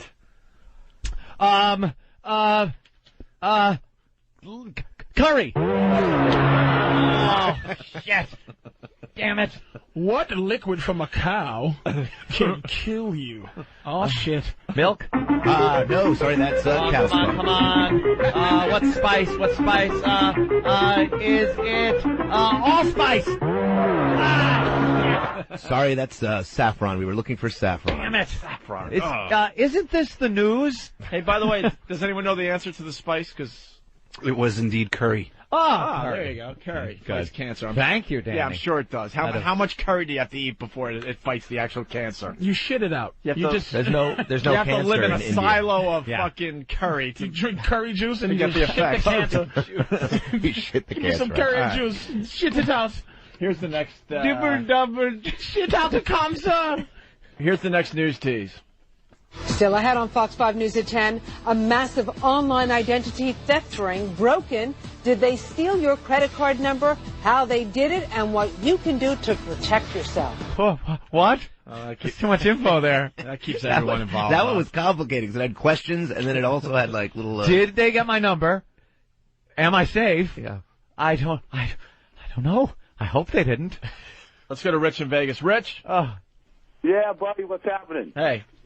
Listen, just wanted to let you know the virus worked, but the bees are dead. Complete failure. These jack-offs. The bit completely fails, so they can't even rip off the bit the right way. They can't do it. Fucking assholes. Nah, the virus worked. I hope the pests get at those guys at KOMP in Vegas. Thanks, Rich. You got it, pal. Well, that's good news. But then, of course, they'll try again. Yeah. All right, let's move on to the next news tease here. Colds and the flu, they can knock you out. But these products promise to beat the bugs. It helps with my immune system. This is a wonderful, wonderful product. What makes them so effective and who shouldn't take them? Great. Oh, great. See, here's something really good. Some people shouldn't take it. Great. They even have to scare you with the good news. Great. It's not smoking or drinking or even illegal drugs. We'll tell you what teens are doing at an alarming high rate and what parents should look out for. All right. I'm going to eliminate some things. In the time he told you what it isn't, couldn't he told you what it is? Yeah. He told you 3 things that it isn't. What is it? So you know your kids aren't drinking or smoking. Because if a parent heard that, he would think, something your teens are doing could hurt them. Oh, it's probably smoking or drinking or something like that. No, it's not those things. Don't think you could guess us, people. Not that regular shit you Yeah. all know about. Jerking off. Yeah. It's was it the choking game? Probably the choking game. Honestly, this one this was It's told before I was pulling answers as well. I know. It's got to be the choking game. Yeah, I think it is. That's all the rage with the kids. I just don't remember. I love the teenagers. What, asphyxiation and jerking off? Yeah, they're like choking each other out.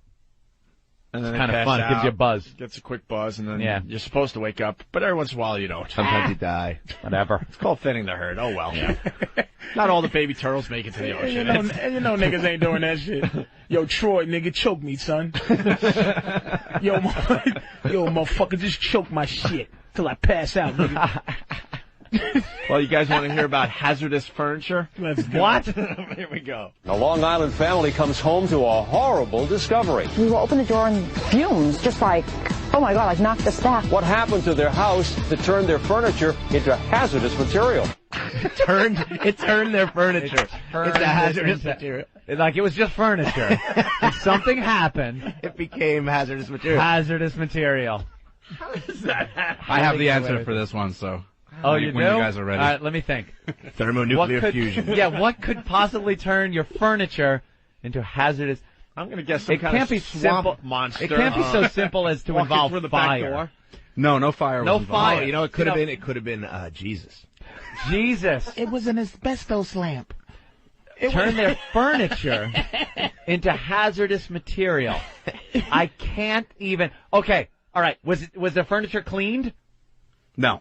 Fuck. Is it mold? No, it is not mold. It's not mold. Is it? This is fun. What is it? Good. What could possibly turn your furniture into some kind of hazardous material? A pet peeing on it? Nope. That's really bad. Sun. Nope. No. Oh, but you paused. That was good. That was good. No. Nothing to do with that. No. Some type of. Did it involve someone else coming into the house? Almost, sort of, kind of, in a weird way. In a weird way. Something? Yes. An animal? No. All right. Radon gas? No. What the hell? I know, it's a tough Something, one. someone. It wasn't cigarette smoke or anything like that. No. Nothing Was it fire. someone cleaning the furniture? No cleaning. No cleaning No involved. cleaning involved. This is just boggling my mind. Yeah, they're getting It's tricky. ridiculous. When you hear the answer, it's like the stupidest thing. Hazardous. All right, we're ready. All right. Danny, what is it? Basically, this home had a oil valve that just didn't go anywhere. And when they called for their oil delivery, the guy went to the wrong valve and just pumped gallons upon gallons of pure, heating oil into their basement. And it was basically because it was just a pipe. They showed you, on the screen. It was a pipe that just went nowhere. It just went into the basement and then stopped. That's a once-in-a-lifetime thing. It's an epidemic. It's like a herd of the nation. Who is that This actually could happen happening to you? And what's the stupid oil guy just pumping? What is a big tank? I think this guy's got a 50 billion gallon oil tank. They did the news tease just so motherfuckers who live in 3-4 walk-ups can still listen about what the fuck's going on. Yeah. And how did that involve furniture? Because it was like a finished basement. So all this. Oh, okay. So all the furniture. All right. And also, stank too bad. Gotta, like, it didn't. The problem's not that it turned their furniture into hazardous material. It's, No. it's buried. And what their submerged in furniture, it's the oil on the floor. It's the hazard, not the fact that. Oh my God, those Don't idiots. pour skunk juice on the couch. And that was New York too, right? Yeah. that was from, Yeah, it was from definitely Long Long Island. Island. Yeah. Yeah, there's nothing else happening in the world we need to worry about. Yeah, exactly. Let's get to the next news tease here. You heat, you stir. Could this leave something sinister behind in your body? There's a lot of things that you buy that you don't really suspect that have these things in it. Environmentalists say there's a hidden danger in pots, pans, and even clothes you use every day. Once it's in our blood, it never breaks down. Are they right? Stirring up trouble. Tuesday on the 10 o'clock Stirring news. up trouble. Stirring up trouble. Pork shampoo. Is it potluck what you're putting inside your body? Yeah, that's stirring up trouble. Yeah, that's so much more dangerous than the greasy mess you're making in that pot. Is cooking turning the danger up to high? They always gotta tie it in with some bullshit. Yeah. Oh, you'll be broiling mad when you hear this cooking story. All right, we get it, idiot. Oh, the worst thing is that some of these things really are kind of creepy, the chemical stuff. But they're not trying to get any attention and really get things changed. It's just freaking you out. It's just trying to freak you out and make it seem like it's happening everywhere to everybody. Very scary, ominous music behind that one too. It's a movie trailer. Something. All right, let's go to the next one here. The answer to a dieter's prayers, a pill that lets you eat what you want and not pack on the pounds. And you could soon get it over the counter. An important warning and the one serious side effect you should know about. Great, thanks. AIDS. Right, thanks. Doesn't it sound all great? Pill? Weight loss? What's your... Oh, God, I know it. He's got to be a hidden danger. Well, we got the commercial for the pill, actually. Oh, is it? Oh, yeah, we got it right here. Good. You can lose weight, but you shit your stomach out. I was overweight and embarrassed to go anyplace. AIDS helped me get back into a size 12. The AIDS diet plan helped me get back into a size 6. AIDS helps control your appetite so you lose weight. Yet AIDS lets you taste, chew, and enjoy. And the appetite suppressant in AIDS is not a stimulant.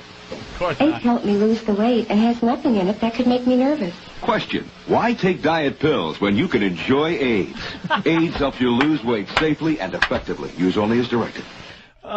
Robert Reed used AIDS to lose weight. Celebrity endorsement. Man. How bad was that, naming decision by that company? Whoops. Look, it's with a Y, okay? Yeah. Nah, sorry. No, but you know, that commercial was pre-AIDS. Yeah. Yeah. It was like that's a real commercial or something? Yeah, that was for... That was a real commercial in 1982. There were these chocolate appetite suppressants named AYDS. They were AIDS. It was the AIDS diet plan. You take this chocolate and it would ruin your appetite. And, boy, it sure shot the shit out of that. You think back in, there was a guy with a covered wagon with an elixir. Here, take cancer. Yeah. Cancer cures everything. And then all of a sudden he's like, fuck, man, why'd you name it that? Yeah, that was We got the focus group. We got a lot of names. Okay, who chooses AIDS? Raise your hand. I love it. Who chooses weight loss pills? Take them now. That fucking sucks. AIDS. It aids you in dieting. It's a diet aid. Why not just call it AIDS? That's wonderful. Hey, speaking of the pill, what's the side effect on the real pill? Oh, what was it? The world will never know because again, it was one I pulled before you guys wanted answers for. Well, it fits much better with the answers. We like the answers. Every one that I pull from this point on will have answers. Danny, answers. Answers. What a fun show today. It was definitely enjoyable. It went very quickly, and now it's Hey, what happened to the guy with the stuff in the pee hole? Paltalk was screwing up so badly. We'll probably wind up doing that next week. Can the guy wait till Monday, or is he going to do it? He'll do it for everybody over the weekend, but he's got to do it for the radio audience on do it Monday. for everybody else. Feel free, and then we'll have him on. Is that him? Ow! There you go. Okay, he's doing it. There you shit, go. Stop it. There you. What is he shoving in his pee hole? A thermometer. It's one of those thick. Oh my God. Thermometers. Oh, he gets himself all worked up. What is that? Well, what is that? This is a screwdriver. A screwdriver. Completely into his pee hole. No. What a way to end another great week of broadcasting. Ow! Ow! Why do you do that? Thank you, Marconi. Thank you. Greg Giraldo, do you have anything to promote? It's a nail. No, man. Just a Friday night stand-up show on Comedy Central starting in April. Cool. Well, we'll have you back before that. Cool. What the hell is that? It's a nail. That's a thick nail. Patrice O'Neal, thank you so much. We'll see you tomorrow night. Program complete.